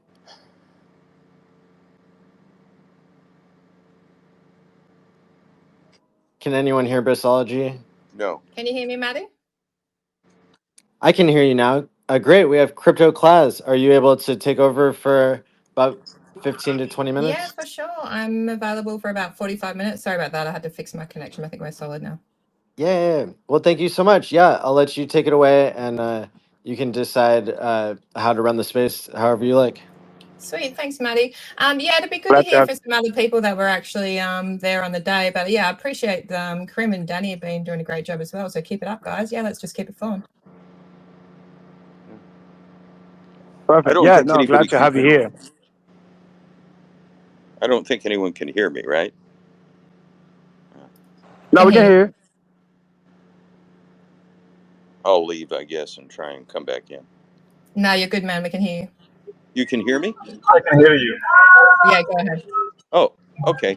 Well, I just have to say, really, one more thing. Everything that was just said were tremendous points that I was hoping would get expressed, and we could have gotten any judge in New York City. Some of the worst are on the federal level, and so there's also maybe Providence up there because we might have just picked the right judge as well. And it wasn't we picked them; it was a lottery. So. Yeah, it's interesting with the election coming up. Like you can maybe the judge is like hedging. Do you know what I mean? Like I feel like she's hedging towards Trump as well. The way that Well, she's a Republican, lifelong. Oh, love it. Yoon, what have you got to say? Were you there?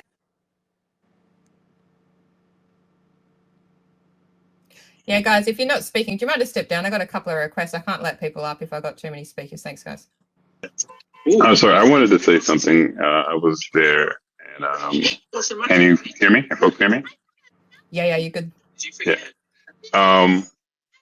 One thing that was interesting from the SEC, it seemed like they were grasping for straws. It almost, I mean, using the word straws, it almost seemed like they were trying to straw man certain arguments where they were using points that were supposed to be part of the fraud case.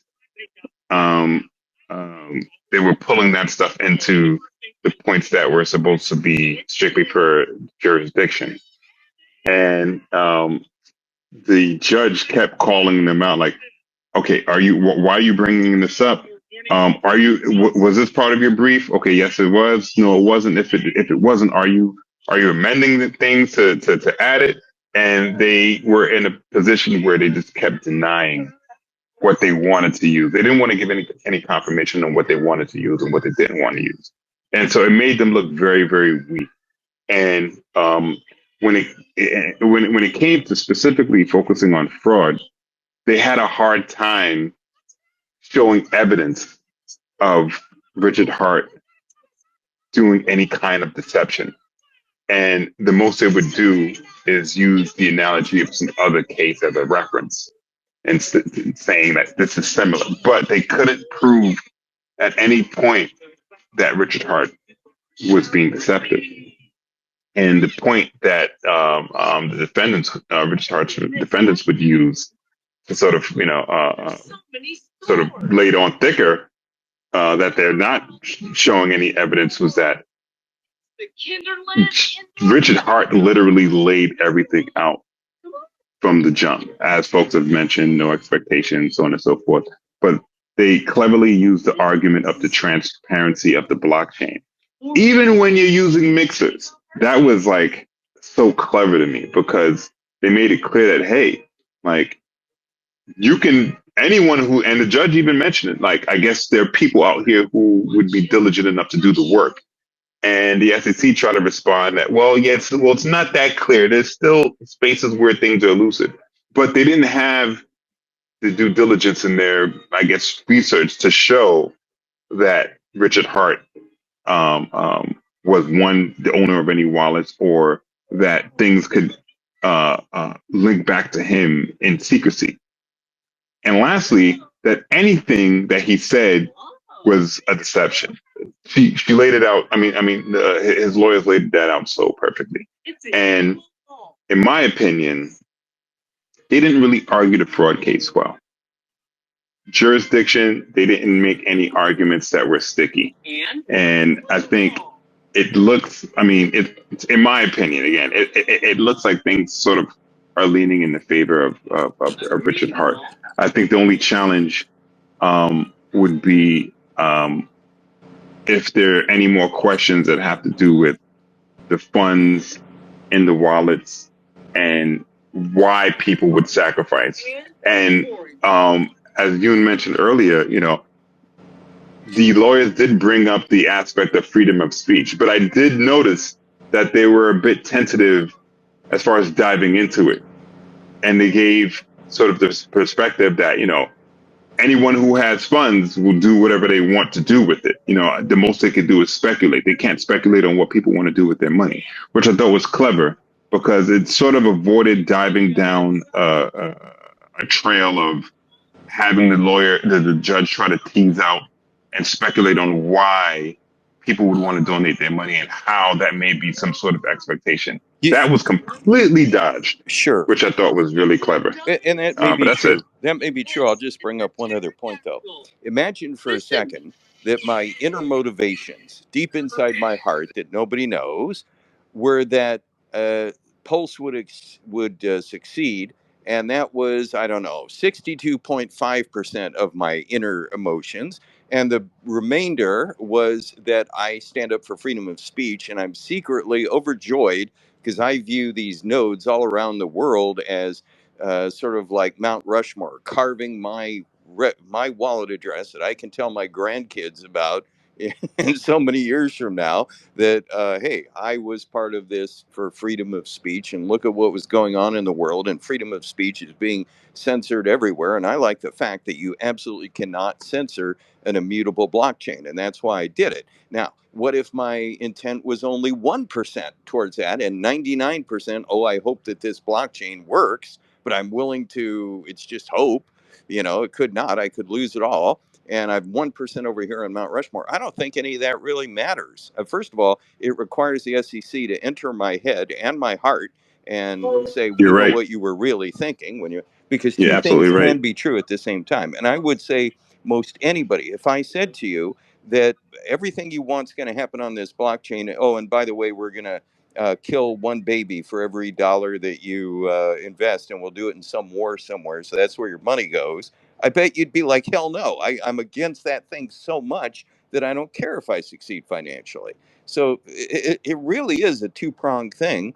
And if push comes to shove, that's right in the centerpiece of the the petition, which is now also part of the immutable blockchain with 44,500 plus signatures. So I mean, it can't be that. I mean, even if they come up with one victim, we've got 44,500 saying we're not victims. We're only victims of the SEC.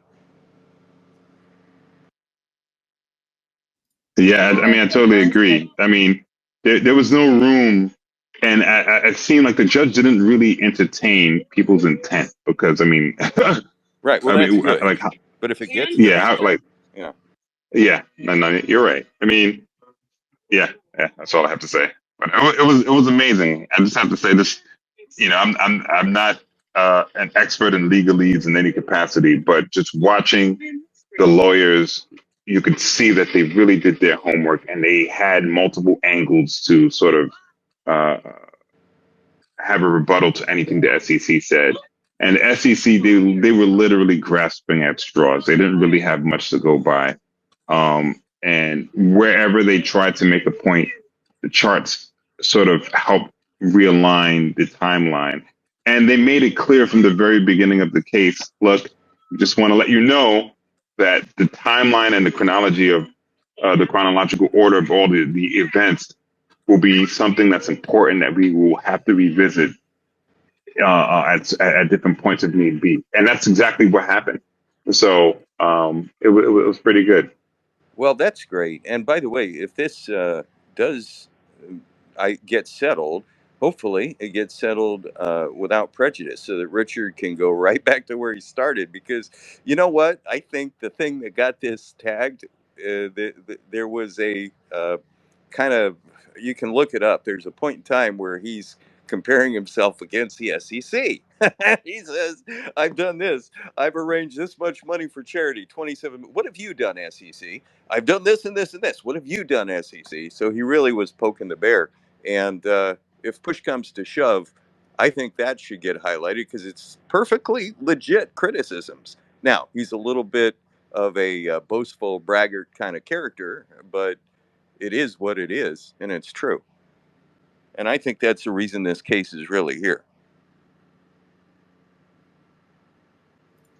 Great points, guys. Great points. There's a couple of requests there. I am accepting your request, but sometimes it doesn't work. But if anyone else wants to request the mic, go ahead. Or if you've got the mic and you haven't said anything, then yeah, feel free to speak up.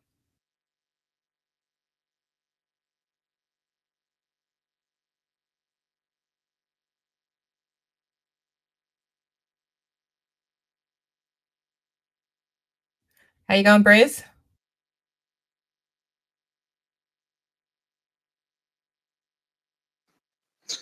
Hey, how's it going? It's going good. It's going good. I'm appreciating all the feedback that I'm getting from the community over how the case went. In particular, RG made a summary that was just superb, straight after the fact. So thanks, RG, for that summary. And Motley also was in the crowd and seemed to think that things, went really well for Richard's team, and that does fill me with some confidence. Also, the points from Golden Cheddar. Sorry if I butchered your name up there. They were really solid points. Golden City. That Sorry. makes more sense. No, that makes more sense, dude. What's with the Bitcoin sign there? Apart from that, we're on solid ground. But yeah, you made some. What the hell, man? No, that's okay. We love that as well. Not as much as Ethereum, if Vitalik wasn't being such a dick. But anyway, yeah, solid points. And I love it how you brought up the straw man argument. I love it how you said, look, they're really talking about things that have nothing to do with jurisdiction. And that just shows, that just shows what a great team that Richard has in comparison. And just clasping at straws, trying to get, audience engagement and things like that. It's not very professional. So yeah, the feedback so far from what has happened has been quite positive. So that's excellent. And it's good to hear that you've got a judge that, has a great amount of rational thinking and is aware of the blockchain and obviously knows her stuff. So that's good. So I see a couple of people in the audience. I know Jex is here. I think I saw Dylan somewhere in the audience. So yeah, if you guys want to step up, I'll try and accept your request. I'm having a little bit of trouble accepting a request, so I might have to get Briz to help me there. But yeah, let's carry on.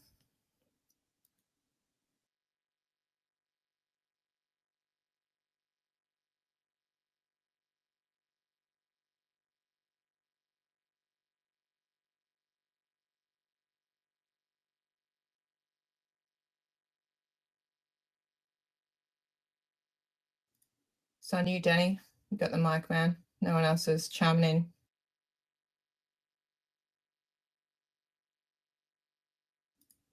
Can you hear me, Briz, or am I rugged? No, I can hear you. You sound great. People just stop their chatty. Everyone's just too shy. Everyone's too shy. Oh, bless. We can talk about HEX and Pulse Chain in general if people want, if they're done talking with the case. But if anyone else was there, that's what this space is about, and it would be good to get some firsthand sort of knowledge about sort of what went on. So Golden City, if you've got anything else you want to add, go ahead. I don't really have much more to add. I mean, other than the fact that I'm curious, and I don't know if anyone else who was there has any answers. I'm curious to know how long we will have to wait before we get any response. Some folks are saying 90 days, 2 weeks, 3 weeks. I've heard as long as, sometime next year. But I'm curious to know what other people think about how getting a response may impact HEX, PulseX, Pulse, and the price if news comes out prior to or following the Bitcoin top. Of course, we don't know what the Bitcoin top is, but a year from the halving is usually when we see some sort of activity, plus or minus 1 or 2 months. And so I'm personally thinking ideally, if we get some positive, when we get some positive news, it would be nice to see that happening, when the altcoins have their run, because I think that would, sort of reflect well on, I guess, whatever price action. But I'm more of a silent observer from the back, not much of a person to give any analysis. So I'm more interested in what other people may have to say about that. I'll give you my 2 cents worth, Golden City. Like after the election, I think my feeling would be that's what people would be waiting for, the judge. And imagine if Trump did get in, there'd be, I assume there'd be a pretty prompt answer after that. But in terms of where we are in the cycle, I don't think there's any rush at the minute for there to be an answer or for Richard to start streaming. Going into the end of 2024, it is going to be a bit volatile. And no matter what the election result is, up until the end of the year, it's probably going to be, in my opinion, just marked with volatility. So 2025, I think we can all relax into crypto a bit more confident that alt season is actually going to happen. 2024 has been rough for many reasons. And if Trump gets in, I think things will snowball quite quickly for Pulse Chain and for Richard streaming, et cetera. But is it the right time in the cycle for that to happen?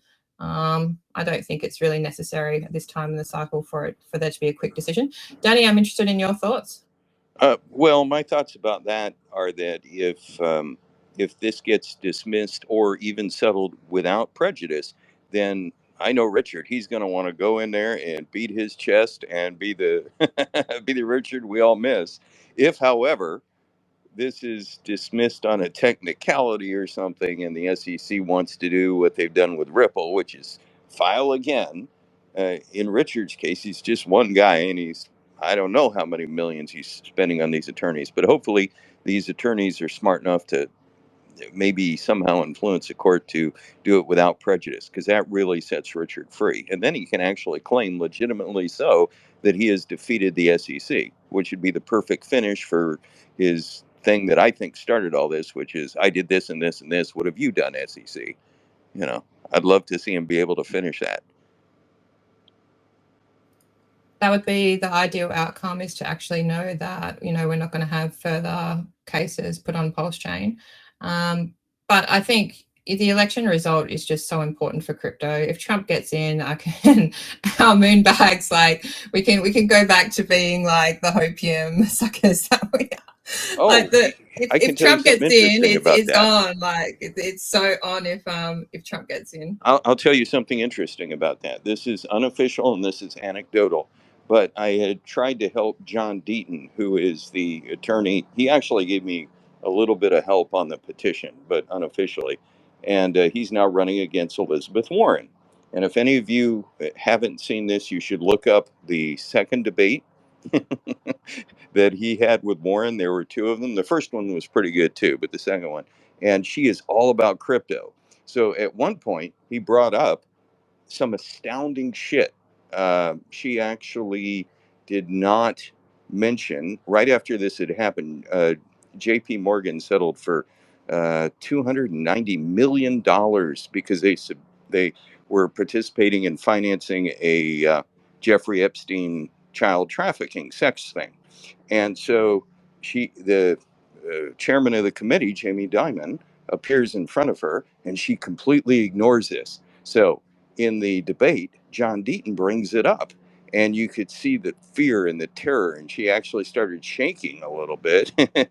And then she goes, but crypto, how much money is he receiving from the crypto bros? Now, the reason I bring this up is I know someone who knows someone that is part of a long, a big political action committee, and they were trying to meet with the Harris team, the Kamala Harris team, to see what their position would be on crypto. And Kamala did not attend.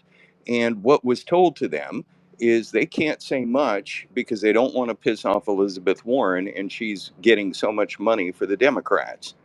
So I'll just leave it at there. Yes, this is a very consequential election. Very.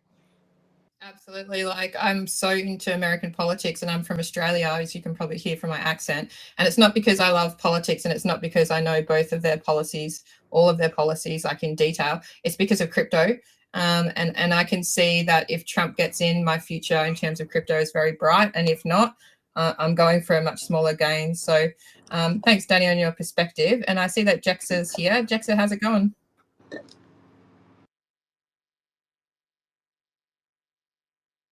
Hey, can you hear me? Yeah, you're solid. Cool, thanks. Yeah, I'm just sort of waking up to the news as well, so I've just dragged my sorry ass out of bed and just wanted to see what was going on. Good that RG put out a nice lengthy spiel and a summary of what's happened, so that was really, really helpful. Sounds pretty damn positive all around, which I was quietly confident of anyway. I think we've been around long enough to understand the care and diligence that was taken when launching these things from a legal perspective. So I don't think there's any massive surprises from the community's point of view. It was more how would the courts perceive these things? And it sounds like they're being quite logical and reasonable, which is, that's on our side, which is really good. A couple of things. So Nuclear Herb seems to think you've got a minimum of 60 days to wait, possibly up to 90 for a decision to come back. If I was a betting man, I reckon once the decision comes back, either way. So if it comes back and they say, yeah, the motion to dismiss has been accepted, then I think you'll see an appeal from the SEC. So that would be great news to see it come back, but don't expect that it's all going to be over. Once that news comes back, they're going to appeal it for sure. Like I don't think I've ever seen the SEC walk away from something, no matter how wrong they are. I would just keep that in the back of your mind, because that's probably a likely scenario. In terms of what that does to the community and price and all that sort of stuff, obviously there'll be people that will trade those news events. I think you're going to see that regardless. But I don't think it matters for our role in this cycle. We've just watched Bitcoin go up and tap all-time highs. Everything else went up with it, our ecosystem included. So everything's so tightly bound with all the liquidity across this sector that you're going to get that ride. I wouldn't be worrying about missing out based on what the SEC's trying to do. And I think as a community, if we make that a non-event anyway, I think that's partly in our control. So we've got to take a bit of responsibility for how we act through those times. And yeah, just a big thank you to, I don't know if anyone is in this room that was actually there. They're probably all off having a bit of a celebration now, I would think. But it was great to see everyone turn out and be supportive. And yes, I'm really appreciative for everyone that got down there and actually showed their support for Richard and the community on our behalf. I don't have too much more to say other than that, but yeah, I think it's, all in all, great result. And yeah, we've got some good times ahead of us for this next 12 months at least. Thanks, Jex. I appreciate your perspective. It really was great to see all the hexagons, pulsicons there. And I think the SEC did try to change, they did change the date probably about a month before the hearing. So we were scheduled to have 200 people there. I think we ended up having, there was 75 in the main courthouse and 16 in the back rooms. So that's an excellent, considering they changed the date, people had to change all their flights, etc. That's a great turnout from the community. And I think the judge can clearly see, we're made up of real people. We come from across the globe. We haven't been scammed. We have been at the mercy of the SEC, as has many other crypto communities. And as Jexo was saying, even if they do appeal, does that really change the tide of what's going to happen during the cycle? I don't think so. I think there's bigger factors at play rather than the SEC, which nobody has much faith in. But yeah, really positive things to come out of the hearing, especially the level of logic, coming from the judge, and obviously her in-depth knowledge just makes me feel a bit more settled about the case, which is great. Well, Richard has really good attorneys, and if there was going to be, well, actually, it's up to the judge, but hopefully she dismisses without prejudice. If she does that, then my understanding is they can't come back.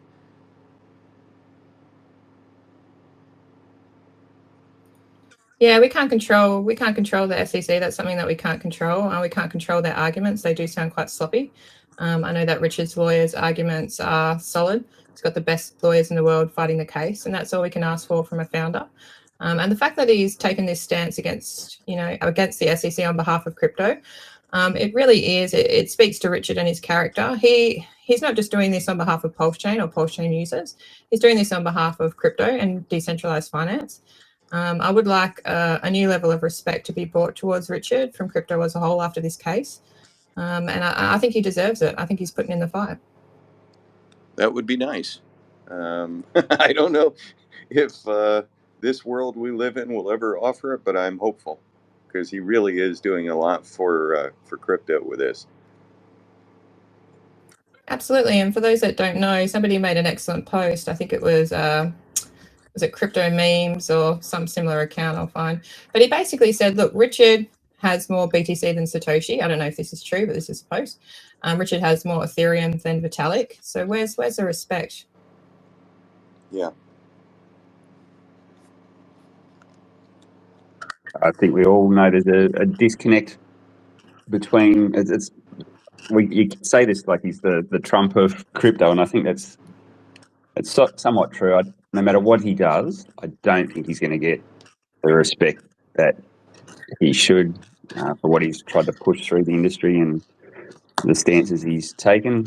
But hey, that's just the way things roll. I'm comfortable being uncomfortable with that. So we all knew that going into this ride. Yeah, it is what it is. Like Danny said, I don't think the industries or the sector is going to change overnight. I'll give him the kudos that he deserves. They've basically ignored the case, which is probably one of the more important ones. They've ignored it and focused on Coinbase and other things, which I think are nowhere near as important for blockchain and DeFi. Oh, you're bringing up a really good point there. I'll say this, and I hope it gets settled for my own personal reasons. But if it doesn't, there are so many arguments included in this case which could set precedent that nobody else brings up. Only Richard, because some of them are kind of out there, and I think maybe a couple of them would get tossed. But there's so many. It's like every possible argument at the core that most people don't want to spend money on a legal defense with because they have a low probability of success. But he has managed to lob so many of them into his defense that it's insane. I mean, if this thing really does go through to a court case, it's going to be a shit show. Yeah, Absolutely. Richard. Sorry, go ahead, Ray. yeah. I just wanted to share. I think it's just it's looking great. I mean, I look at the situation and I see the sentiment is definitely in favor of things going in the right direction. I look at I'm seeing a lot of the legal staff of the SEC is actually turning sentiment towards Gary Gensler negatively and not really in favor of his leadership. And so that table's turning.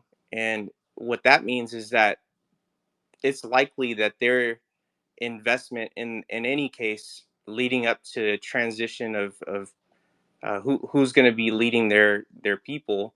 As we know, Trump said that he's going to drop Gary Gensler day one if he takes the helm. So there's kind of a let go of I think responsibility to lead this case in any direction at this point in time. And I think that it may have to do with that they may want to just let the case go altogether. They want it to blow over and not really pursue it further. So um, if not, that's not the case. Their disorganization and dysfunction is a good sign. Also, either way, whichever is happening, yeah, they're both good outlooks for the trial and in the hearing. So yeah, it's exciting stuff. I look at the market though, and I'm seeing how SEC is maybe affecting some of the sentiment. Maybe some people have, but they're one group of voices, and we're a much bigger group of voices as a community, and that's exciting to know that we're going to still continue to push the market, and it's going to move. The bull run's going to happen regardless of these guys, regardless of the sentiment or the impact that they have on the sentiment. Another thing to really be excited about is the fact that we have our community continues to grow. Stakers continue to stake.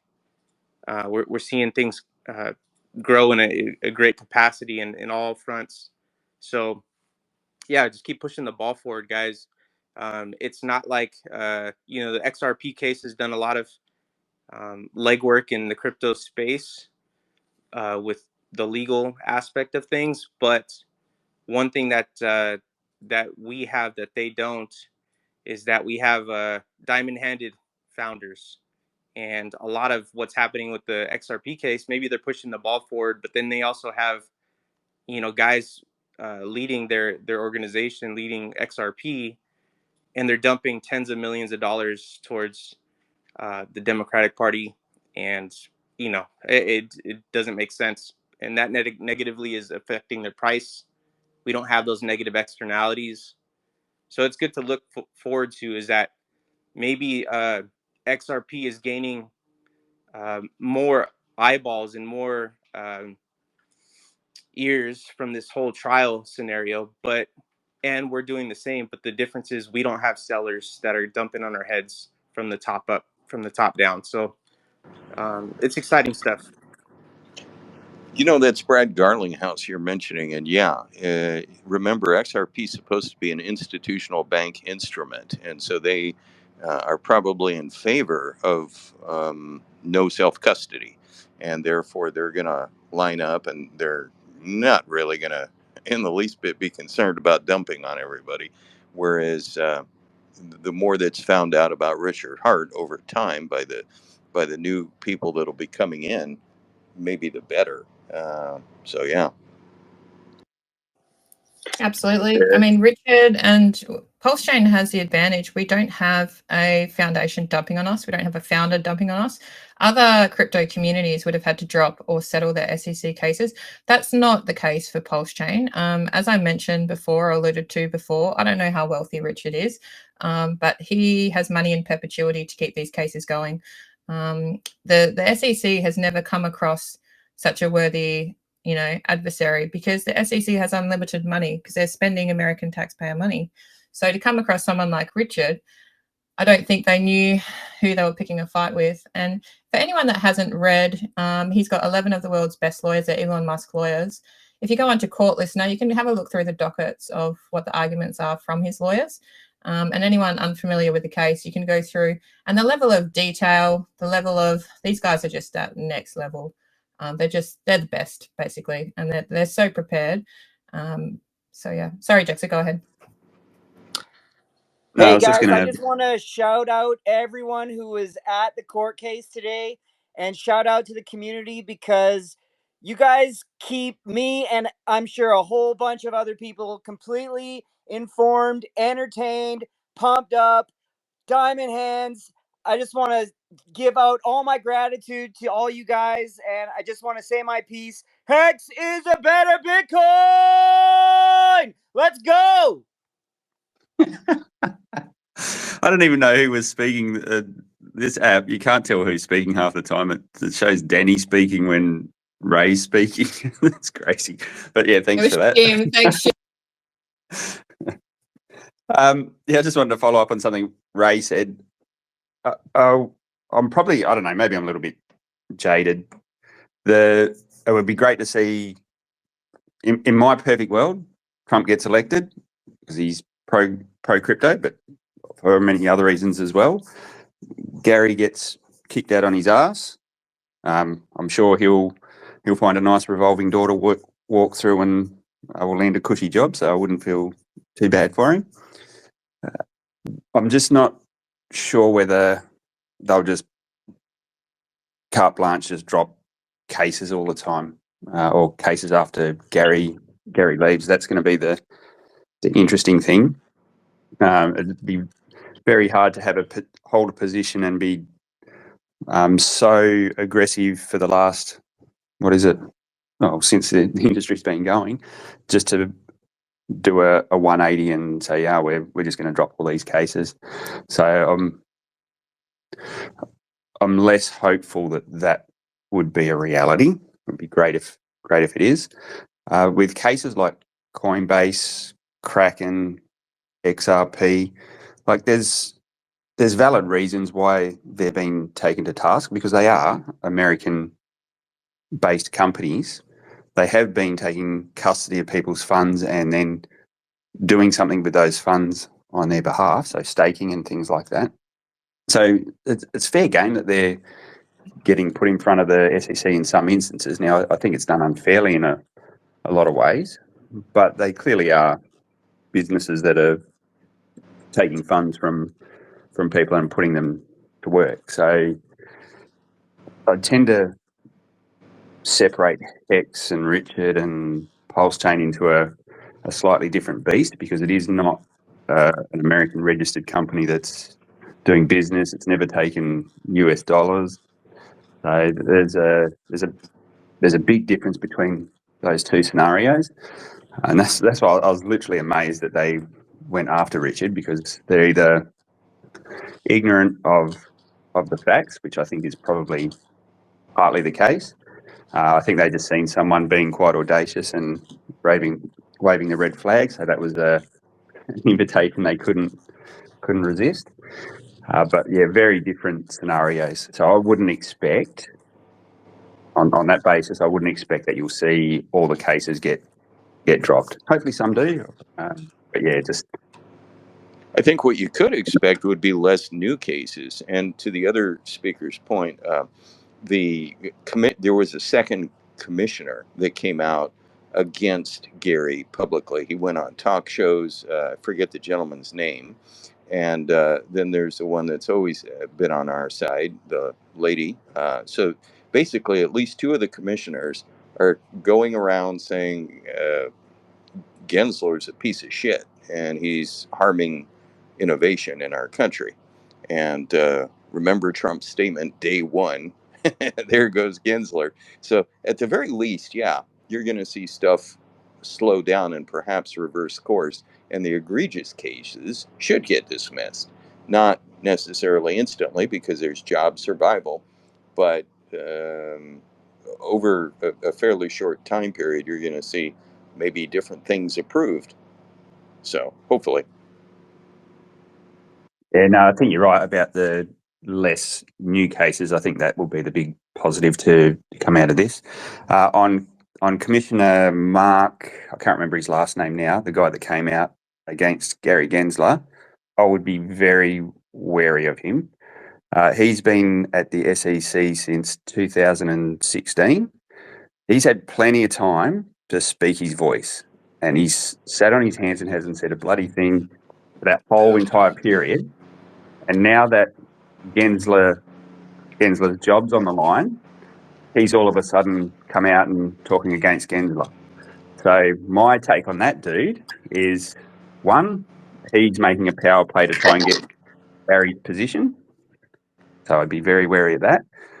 And just like, how can he be there that long and not have put up more opposition at this point? So just, he might be a wolf in sheep's Well, clothing. So I wouldn't go it's a good point. backing him too hardly yet. It's a good point, but I just remembered this lady that's always been very vocal, Hester Pierce, and she has always voted, along with one other commissioner, and my guess is it is him, against almost every decision that Gensler has been for when it came to a vote.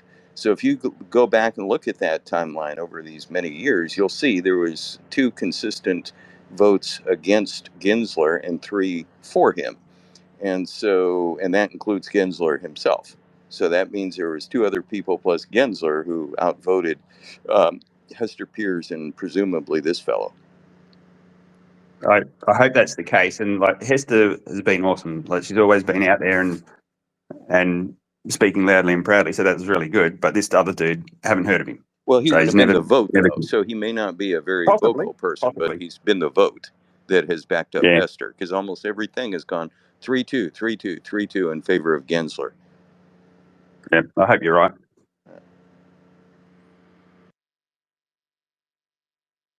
That would be a good outcome. Like, and there's a good chance that Trump just gets rid of 3 of them anyway. I mean, I think he's. I just remember that speech of his where he goes, and on day 1, I'm going to fire Gary Gensler. And the crowd goes fucking crazy. And he's, oh, I wasn't aware that there was that much hatred. Okay, let me say it again. On day 1. So, Trump tends to do more or less what he says he's going to do if it's by executive order. And I think the president has a lot of control over 3-letter agencies. So, and again, if you put somebody like Musk in, now remember, Musk is connected to crypto. And do you suppose that when he starts, what is he going to have? The Department of Government Efficiency, which is Doge? Do you think he's going to leave the SEC alone? Hell no. Hell no. No, I'm super hopeful that that's the way things go. I hope they're like Yeah, we the got to get election. Trump in office. If Trump gets in office, Yeah, then the rest of it, yeah. yeah. Like Klaus said before, we're over on the other side of the world, but we're so heavily impacted by what happens in your country. Yeah. We don't have a say in it. We get to have a little bit of a voice on platforms like this and say our piece, but we don't get to Well, lodge I'm votes sitting or here in anything like Puerto that. Rico. I'm a U.S. citizen, but I don't get to vote either. However, I try and do all the influencing I can, and that's sometimes a lot more important than voting. And there's another point that I'll bring up. J.D. Vance, his running mate, Trump's running mate, is heavily, heavily, heavily invested in crypto and quite wealthy. Yep. Yeah, look, I think they're the dream team. They really are. Like, everyone that's come together is the dream team. I just hope that the system's honest enough to let the voters do their thing. Well, look back to when Trump won in 2016, and he said, "I'm going to build the wall," and then everything was lined up against him, and he ended up using executive powers to move money that was scheduled for something over to this, and he got the damn thing done. And he's yeah, and this time he's going to have a lot more support, I think, because now he is. If it's so hard to read these polls. I'll be so glad when this election is finally over because I'm nervous and I end up praying about this every night. But um, it really looks like he's going to have the right people this time, and that's 99.9%. You don't argue with Elon Musk, the world's wealthiest man who has a platform which dwarfs all the other mainstream media, and you think some government agency is going to, I mean, they're already trying to fuck with him. There was a government agency now that has fined him, I forget how many millions of dollars, for producing some water on the Earth when he um, put his rocket out and didn't get a license to put water on the Earth. So apparently, when you light up one of these rockets, there's a certain amount of water, and there's some puny little government agency somewhere that you're supposed to go get a permit from so that you don't put so that they know the water is going to be dispersed into the earth. What the hell is that, and why is it necessary? So you get him in there and he'll chop up the government just like he did Twitter. Sorry, guys, I gotta go get the kids ready for school, etc. But did Danny or Jaxa, do you want to step up as co-host and I'll step out? I wasn't really planning on staying too long. I was really just come in for the listen, so I won't take up that role if you don't mind, guys. Yeah, I've got a day I need to get on with as well. Danny, I don't know if you're free. I'm still here too. Oh, sweet. We got Briz anyway, so if I drop out, the space is solid. Thanks, guys. There's been some great takes, real positive sentiment this morning, so thanks so much. Thanks, Class.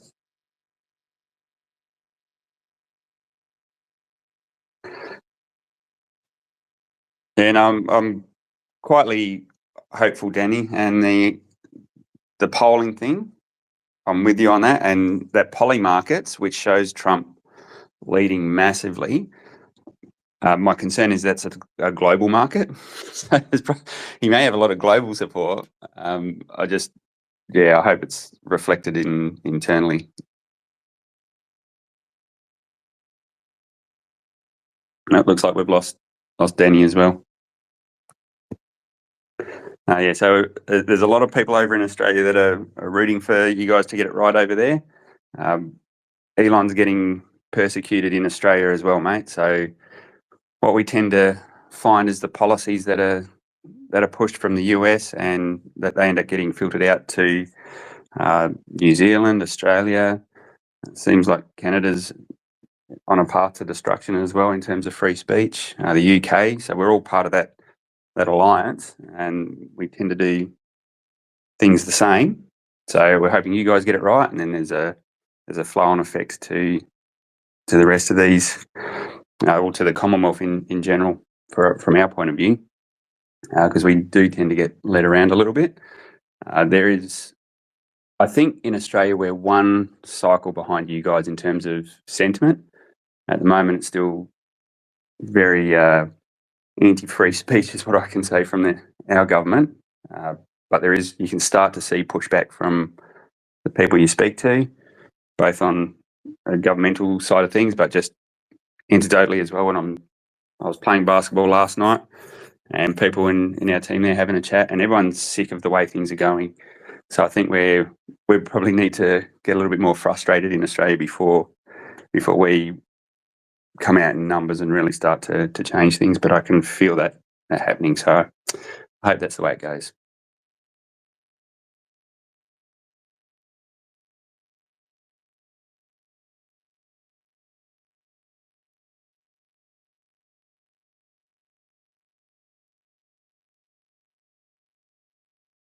Are we still running on this space?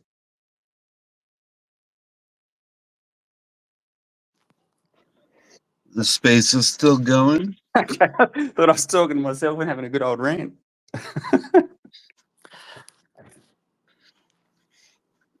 So if you guys have covered everything, then we can shut it down, and that'll allow people to listen from the beginning. And yeah, I would just like to thank everybody who participated in the space and everybody who's fighting for free speech and blockchain and the best community in crypto. Thanks, Matty. Hell yeah. Let's go, Make Hey, Patty. sure thanks Go back. everyone for going down to the courthouse. You guys all rock. Everything sounds great. You know, I can't freaking wait for this all to be behind us and we can have bigger numbers than before. All right. Yep, let's get it. Yes, sir. awesome. Yeah, share this out, hit the like and share button. And till next time, stick wisely, my friends, and peace out. Cheers, guys. Thanks, everyone. Bye.